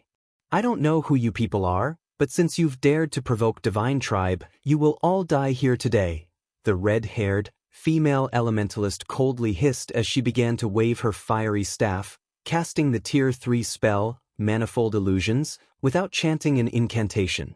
The 3 crystalline arrows split into a dozen copies, all locked on to Feng. Not only were the arrows impossible to differentiate, but they also became more powerful. What? That crimson which has mastered the spell combination technique. Yan Xiaoqian exclaimed when she saw the 12 arrows in her magic mirror. All magical class players dreamed of mastering spell combination at this stage of the game. Mastering the technique was even more difficult than mastering double speed casting, rivaling bronze combat techniques.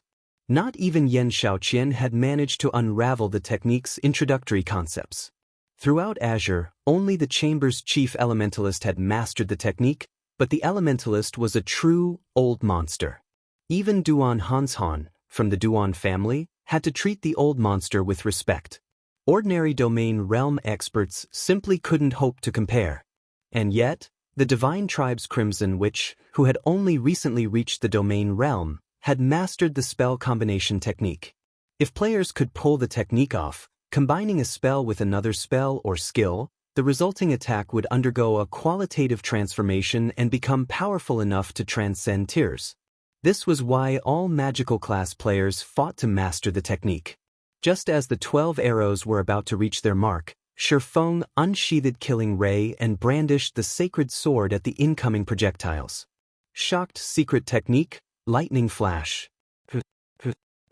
As if the arrows had slammed into an impenetrable wall, they exploded and fell out of the sky just short of their target. They hadn't even made it within 5 yards of Feng, much less injured the swordsman. Impossible! Crimson Witch's eyes bulged as she watched the arrows fall to the ground. That attack had been the combination of a Tier 3 spell and a Tier 3 skill. Although the combination hadn't been perfect, the attack had enough resulting power to rival a blow from a Grand Lord-ranked archaic species of the same level. Even if the attack couldn't instant-kill a Tier 3 player, it should have been enough to send one flying. What, exactly, had just happened? Everyone watching was dumbfounded, especially Divine Tribe's Tier 3 experts. None had a better idea of how powerful Crimson Witch's spell combination technique was than they did. Even McCaffrey, their Legion's vice commander, would have to activate a berserk skill to defend himself against that attack. However, Feng hadn't even used a skill or spell to counter the arrows, much less a berserk skill. A peerless monster?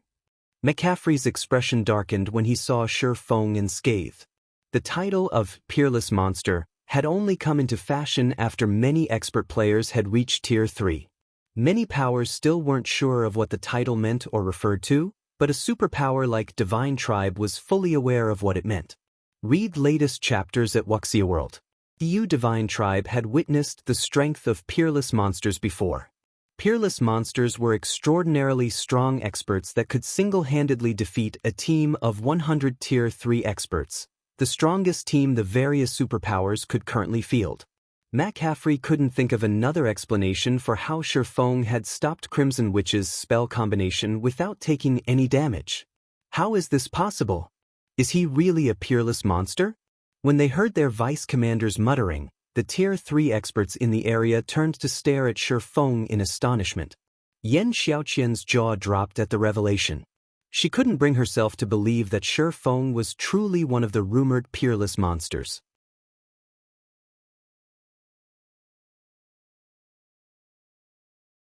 Chapter 2449, Feng's frightening team. Since McCaffrey had acknowledged the possibility that Feng was a peerless monster, everyone looked at the swordsman in a different light. Divine Tribe's members, in particular, no longer radiated their prior killing intents. Now, they only gazed at him in fear and awe. None of Azure's members were surprised, and they didn't ridicule Divine Tribe's members for being cowards. They were just as aware of how powerful Tier 3 peerless monsters were. Peerless monsters could stand on an equal playing field with God's domain's various superpowers, addressing these superpowers as individuals. They were undoubtedly the strongest experts that currently existed in God's domain. Experts could only look up to these peerless monsters for their raw power and techniques. Tier 3 experts were especially aware of how massive the gap was between them. To experts, peerless monsters were like heroes to NPC humans. Heroes' strength was beyond common sense. They were simply out of normal people's reach. Silent Wonder has actually forged a friendship with such an expert?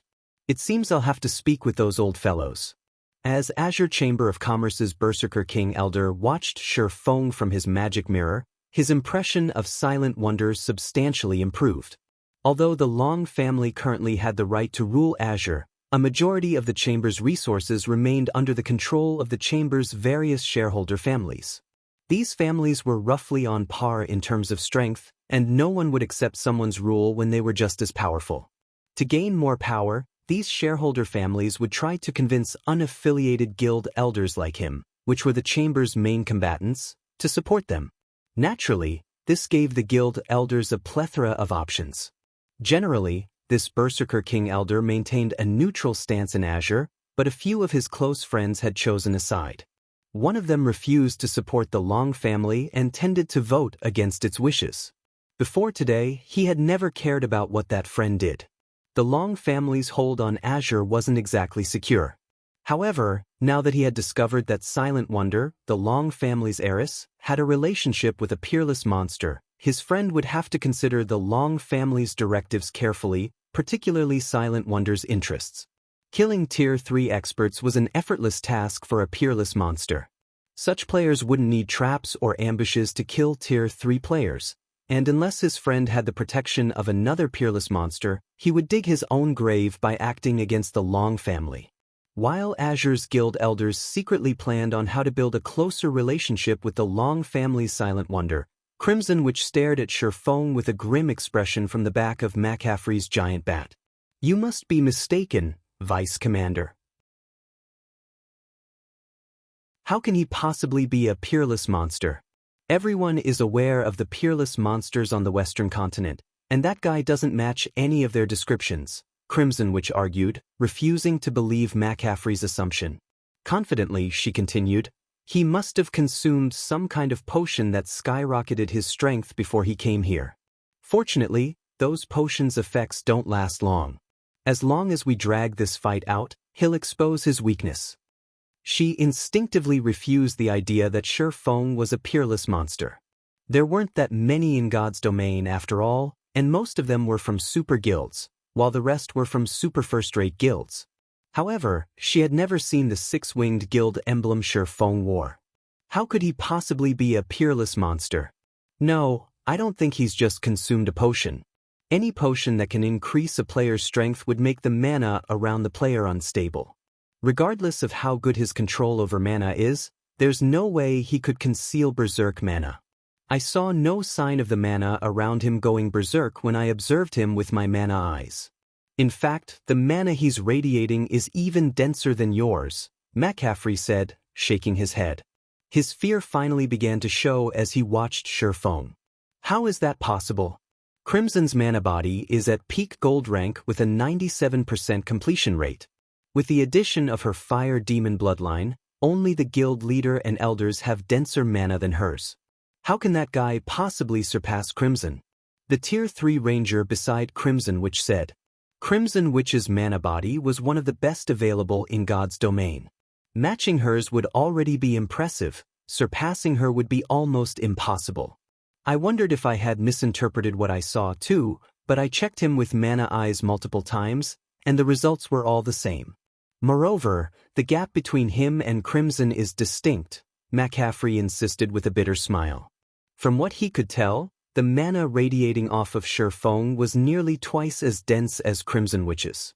Although McCaffrey was reluctant to acknowledge this, his mana eyes had never failed him, and such a huge error in judgment was impossible.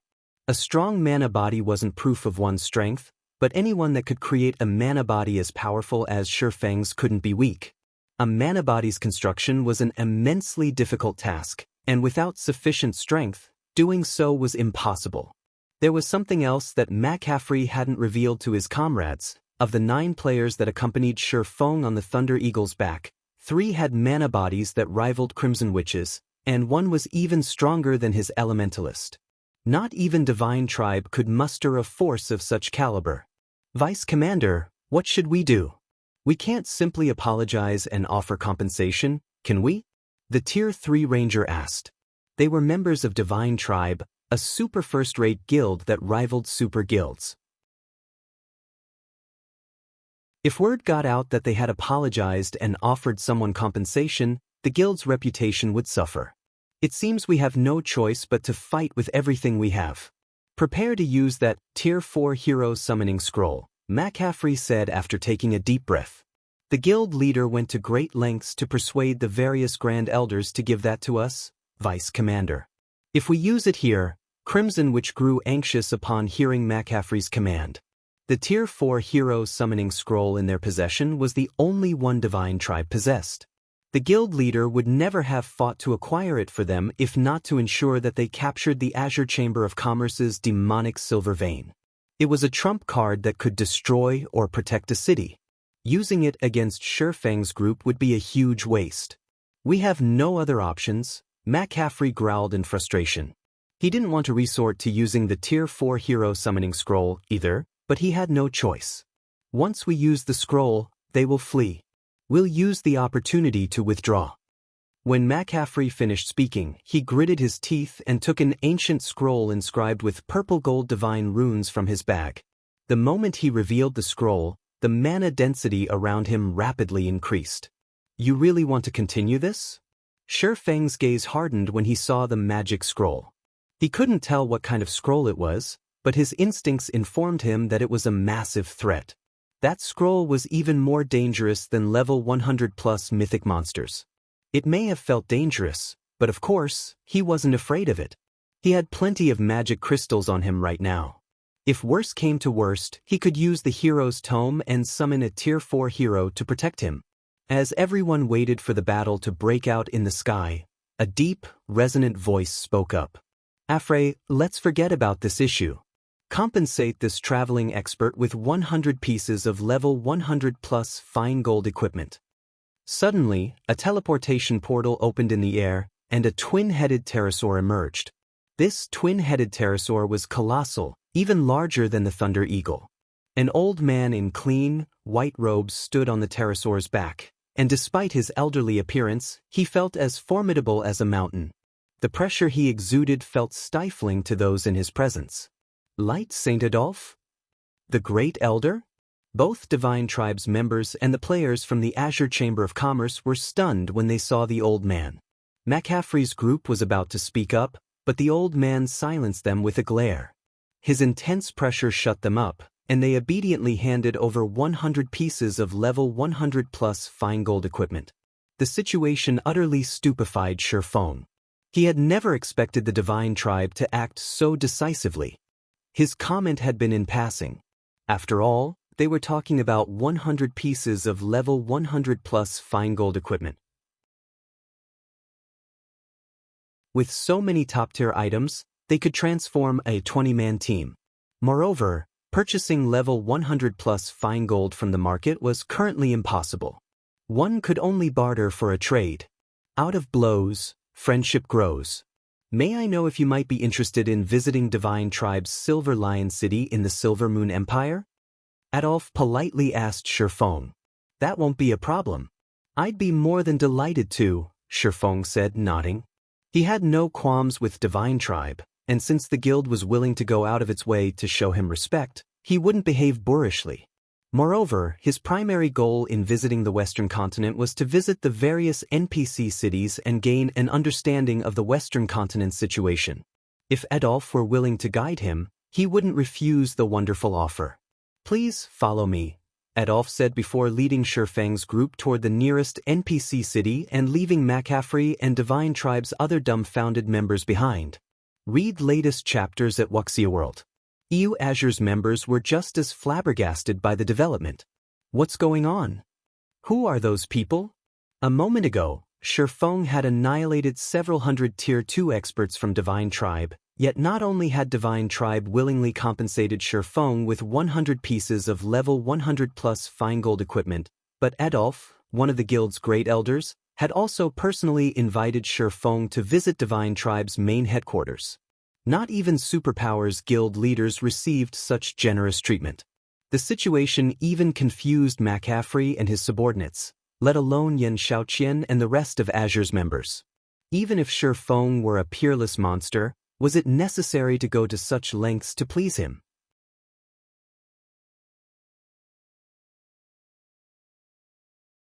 Chapter 2450, A City. Shortly after Feng's group left, the situation in the demonic silver mine quieted down as everyone wondered about the identity of the group of strangers. He actually got an invite from Divine Tribe's Grand Elder? That guy must be extraordinary. It seems the Long family will rise through the ranks in the next annual competition, the Berserker King Elder from the Azure Chamber of Commerce thought as he gazed in the direction Feng's group had disappeared in. He also felt an urgent need to deepen his relationship with the Long family. If players wanted to grow rapidly in God's domain, resources were an absolute necessity. However, items such as weapons, equipment, skill books, and combat techniques required a lot of time to obtain, especially for players that worked alone. If players wished to keep up with those on the front line while collecting these items, they'd need to accomplish everything, even if it meant working themselves to death. Hence, all expert players that wanted to grow stronger needed the support of a power, which would allow them to focus on leveling and improving their combat standards. Because of this, outcompeting experts with a power's support became very difficult for independent players.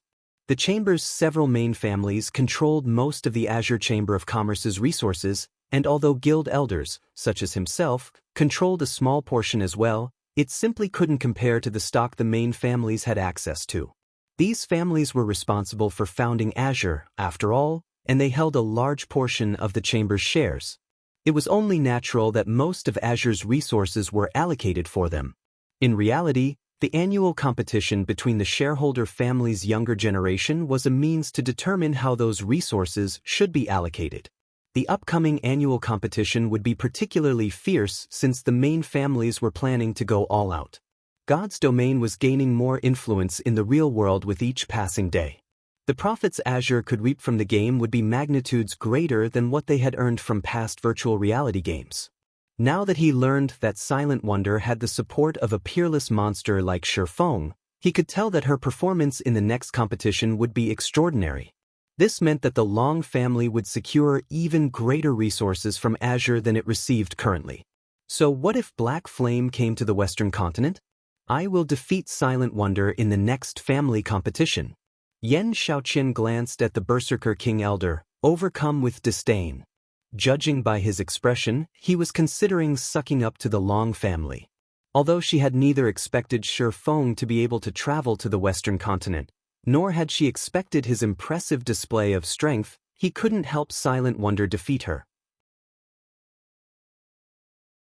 The next family competition wouldn't be one of alchemy standards or equipment standards. Rather, it would be a competition of individual combat standards. Strength was everything in God's domain, and combat standards would determine whether or not one could acquire better resources. Not only was combat far more intense on the Western continent than in the East, but it also had more effective legacies and resources that improved combat standards. Fighting the invading demonic creature armies was particularly helpful when training one's combat standards. Even if Zero Wing poured everything it had into Silent Wonder's development, she had no hope of matching Yan Shaoqian and the other geniuses from Azure, who fought and trained constantly in the West. This was exactly the reason that Long Xianglong had tried to bring Silent Wonder to the Western continent after the last competition, but Feng had laughably insisted that Zero Wing would be of more help to Silent Wonder than Azure, a power that could travel between the two continents. After Feng's group left, Azure and Divine Tribes ceased their fighting. McCaffrey, who was responsible for commanding the battle on Divine Tribe's behalf, was no longer in the mood for combat, and his troops had relaxed into a mild chaos. He had ordered everyone to retreat while he had returned to Silver Lion City with Crimson Witch and the others. He wanted to speak with the Great Elder and demand an explanation. Feng might be a peerless monster, but Divine Tribe wasn't some ordinary superpower. After offering such a major concession to a stranger, the guild would become a laughingstock among the Western continent's various superpowers. Silvermoon Empire, Silver Lion City. Several bright flashes illuminated the city's teleportation hall as Feng's group entered Silver Lion City, the Silvermoon Empire's second-largest NPC city, alongside Great Elder Adolf. The instant Feng and his entourage emerged from the teleportation hall, they realized that the Western continent's NPC cities were vastly different than those in the East. Even the city's atmosphere was different. So, this is a city on the Western continent? Surprised, Aqua Rose spun in a slow circle as she looked around her. On the Eastern continent, NPC cities generally had a peaceful atmosphere, but the energy in Silver Lion City was extraordinarily tense. It felt as if everyone, including NPCs, were constantly on guard and battle-ready. Moreover, the group was surprised to see that the city streets weren't patrolled by NPC soldiers. Rather, Divine Tribe's members and NPCs from the Adventurers Association were maintaining order. Players working for the association were even responsible for collecting the city's entrance fees. It seemed as if the city were managed by players, employed by the Adventurers Association. As Feng and the others followed Adolf through the city, they could sense nearby players' high combat standards. These players even had greater mana control than those on the Eastern continent. That was clear based on the magic scrolls available in the city's shops and street stalls. Although Eastern players sold magic scrolls as well, those were often low-quality items, mostly only Tier 1 magic scrolls. Tier 2 and 3 magic scrolls were still exceedingly rare. In Silver Lion City, however, Tier 2 magic scrolls were common items in shops on stalls. Some shops even sold Tier 3 magic scrolls and intermediate barrier scrolls, which were at least 50% cheaper than in the East. Of course, none of this surprised Feng. The Western continent had been embroiled in an endless battle against tides of demonic creatures since ancient times. Thus, its magic research was far more advanced than in the East, especially when it came to mana utilization. In fact, there were quite a few methods here that could improve a player's mana control and help players learn how to control mana. Mana control was especially important to magicians. The greater a magician's mana control was, the easier creating magic arrays would be. Due to the Western continent's research, there were far more magicians here than on the Eastern continent. Feng even thought that the West's superpowers likely possessed master magicians at this stage of the game. With so many players taking up the magician subclass, there was no lack of manpower to create magic scrolls and magic array scrolls. In addition, slain demonic creatures generally dropped attributed magic cores and other materials necessary for creating these scrolls. It was only natural that magic scrolls and magic array scrolls would cost much less than on the Eastern continent. Taking advantage of this fact, the Eastern continent's powers that were capable of visiting the Western continent always purchased magic scrolls and magic array scrolls in bulk before their return trip, trading a portion of the scrolls, while keeping the rest for themselves. This enabled them to make a profit while increasing their members' development speed. However, after fall of Adolf to Silver Lion City's main street, even Feng was shocked by what he saw. The city was home to a large number of Tier 3 independent experts, and although there weren't as many as in Stone Forest City, there were a frightening number based on the typical players in the Eastern continent's NPC cities. Moreover, many of these Tier 3 independent players' life ratings were just as astoundingly high. Feng had gained the same impression from McCaffrey's forces, although they were Divine Tribe's Tier 3 experts. There was nothing unusual about them possessing special bloodlines. However, Feng now realized that the same could be said for the West's independent experts. Guild leader Black Flame, you seem quite curious about our independent players' high life ratings, Adolf said, smiling when he noticed Feng's confusion. Indeed, I am very curious. Logically, tools that can improve a player's life rating should be incredibly rare. Only the various superpowers should have the ability to acquire such items. Even exceptionally powerful independent players should have a hard time acquiring those tools. Yet here, So many of these independent players have accomplished the feat, it's truly surprising. Feng nodded. Honestly, this is why I stopped McCaffrey and invited you here, Adolf said, chuckling. Divine Tribe wishes to negotiate a long-term business arrangement with you, Guild Leader Black Flame. One of the aspects we intend to offer is the special bloodline, which can increase a player's life rating. May I know if you are interested? A business arrangement? It seems you have done your research. Great, Elder Adolf, Feng said, smiling. Even before McCaffrey reported your appearance to our main headquarters, I had investigated you and your guild thoroughly. There aren't many guilds that can outbid mythology, after all, Adolf agreed, nodding. I had never thought that you'd be capable of visiting the Western continent as well. If mythology learns about this, it'll likely be astonished. So, you stayed McCaffrey's hand to invite me to negotiate a partnership? Adolf's explanation surprised Feng slightly. He hadn't expected news from the Eastern continent to make it to the West so quickly. There shouldn't be much contact between the two main continents at this stage of the game. Neither side had conducted any in-depth research on the other. Everyone was still busy with the goings-on on their own continent. How would anyone have enough time to care about something unrelated? Indeed, very few powers in God's domain have the ability to travel between the continents. Divine Tribe has constantly been trying to send players to the East to develop, but we've failed to find an appropriate method of travel. Although we've considered working with other superpowers that can do so, their asking prices are too steep, Adolf said. Which leads us to you. Your arrival is wonderful news for Divine Tribe. I also believe that Zero Wing will require a powerful partner in the West. Even if you're capable of supplying a large amount of resources, you don't have the required connections to sell or trade them. Read latest chapters at Wuxia World. As Adolf had revealed, he had investigated Zero Wing thoroughly. Although Zero Wing appeared prosperous on the surface, it was plagued by many crises. Right now, the guild urgently needed a large number of Peak or Tier 3 experts to protect it. Otherwise, it would only be a matter of time before the guild crumbled under its own weight. Fortunately, Divine Tribe could offer Zero Wing the solution to this problem.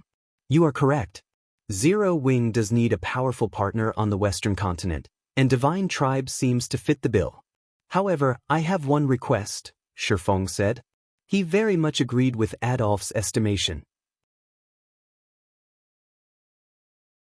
Initially, he had considered allying with the Azure Chamber of Commerce, but it already had the ability to travel between the main continents. Even if Silent Wonder negotiated the alliance for him, he'd only obtain limited benefits. Request. Curiously, Adolf continued, please, tell me, Guild Leader Black Flame. It's simple. I need to establish a city on the Western continent. If Divine Tribe is willing to assist in this regard, it will be Zero Wing's sole ally in the West, Feng earnestly promised.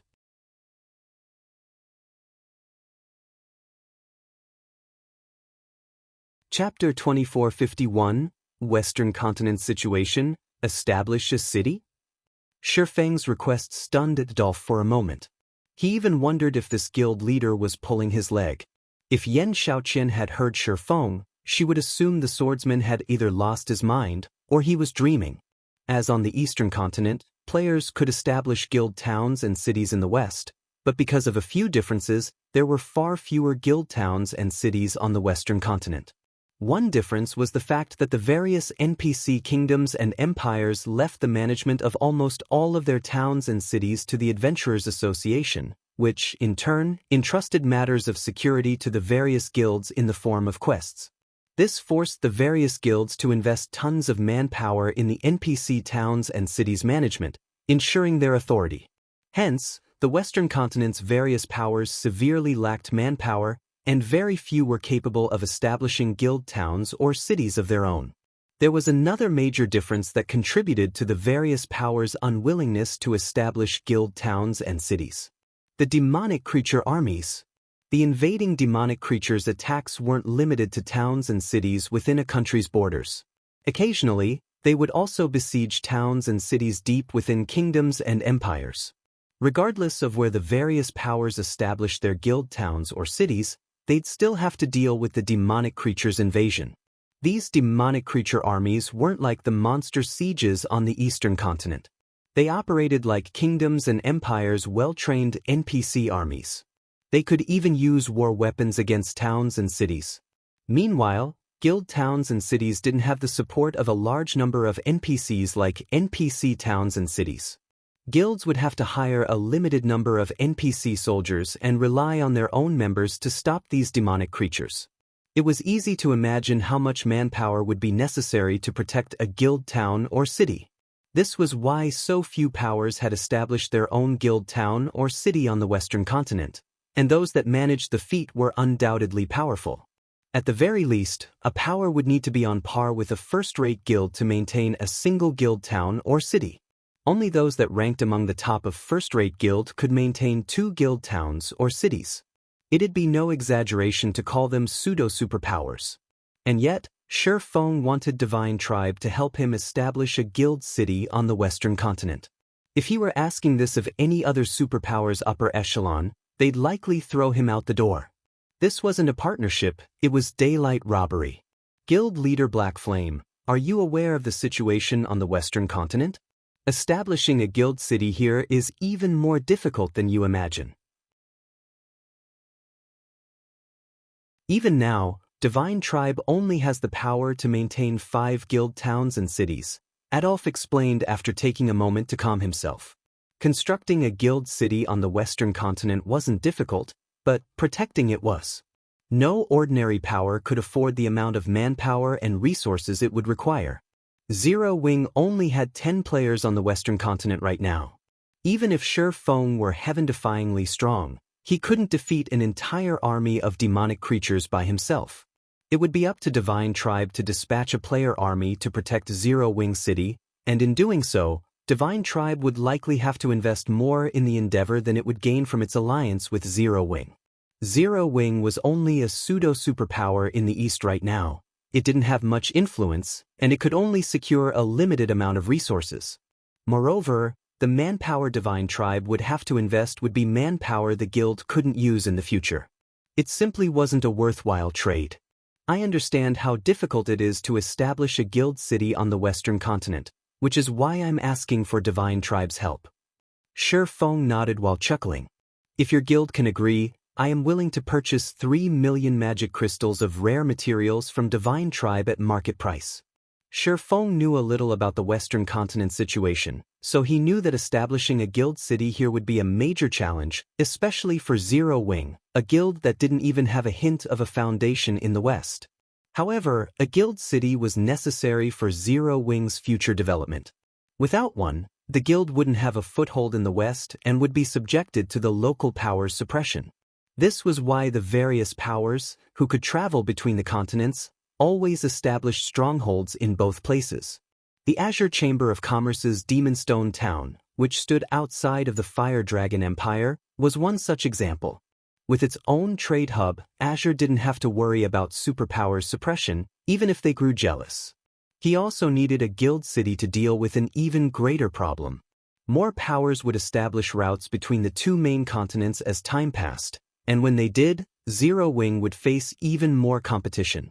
Even Divine Tribe might find a way to the Eastern continent, and when it did, it would sell its resources in the East rather than rely on Zero Wing as a middleman, earning more profits as a result. Thus, it was imperative that Zero Wing have its own guild city on the Western continent. 3 million magic crystals?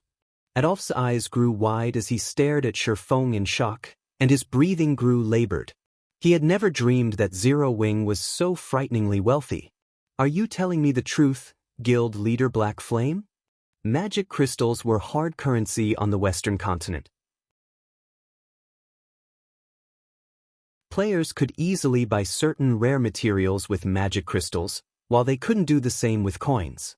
Vendors even offered discounts if players were willing to pay with magic crystals. The Western continent wasn't like its Eastern counterpart. Not only were magic crystals scarcer, but demand for them was higher as well. Take the combat runes the various powers used, for example. Magic crystals were the main material to craft these combat runes. This was precisely why Divine Tribe had sent one of its trump card legions to capture Azure's demonic silver mine, despite it only being a grade 3 vein. The mine dropped magic crystals. 3 million magic crystals.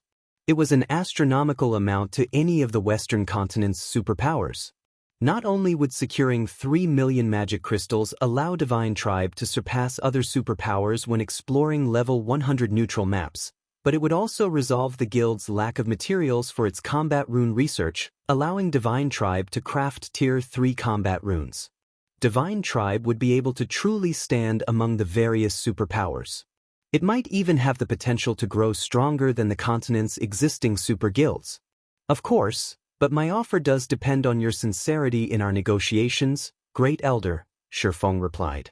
When he saw the burning passion in Adolf's eyes, he could not help but marvel at the magic crystal's effects. Although Feng had been aware of how valuable magic crystals were on the Western continent, he had never expected the continent's powers to be this desperate for them. Adolf was on the cusp of becoming a peerless monster himself, yet even he seemed intensely excited at the prospect of so many magic crystals. After a moment of hesitation, Adolf gritted his teeth and said, "Deal.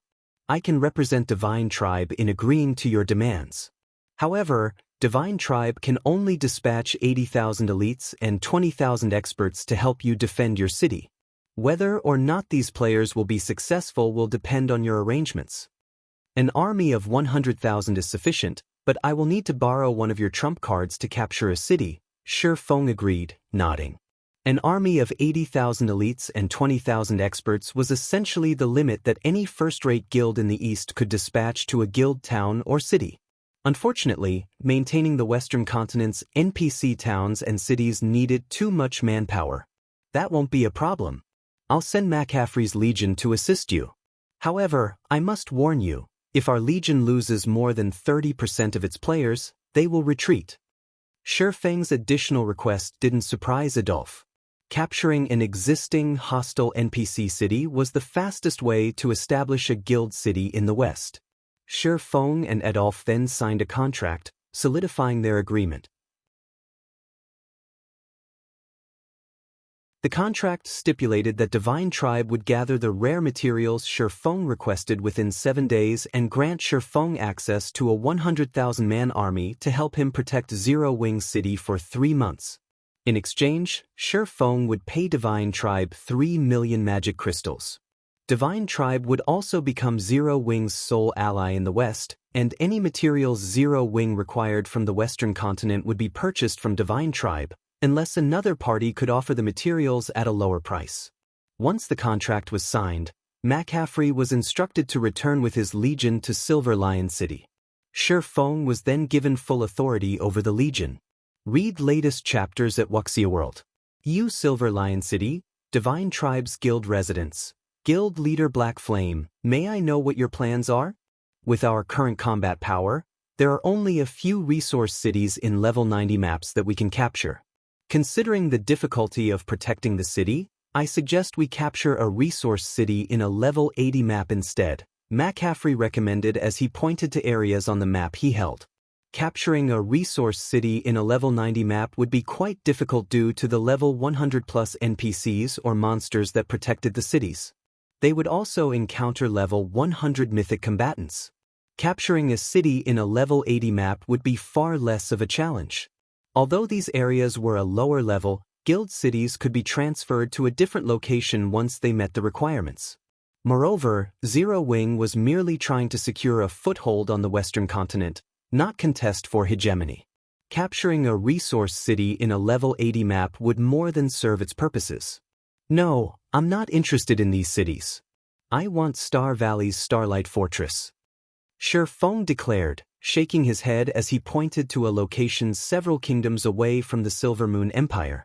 To be precise, he indicated a fortress in Star Valley, a forbidden land in the southern region of the Western continent. Securing this fortress was his main goal in visiting the West. You're tuning in to the Passion Pages YouTube channel. We're so grateful for your support, and don't forget to subscribe to join us on this incredible journey through captivating stories. Your generosity through donations truly makes a world of difference, as it's the primary source of revenue that allows me to expand and enhance this channel for you. Thank you from the bottom of my heart for being a part of this adventure.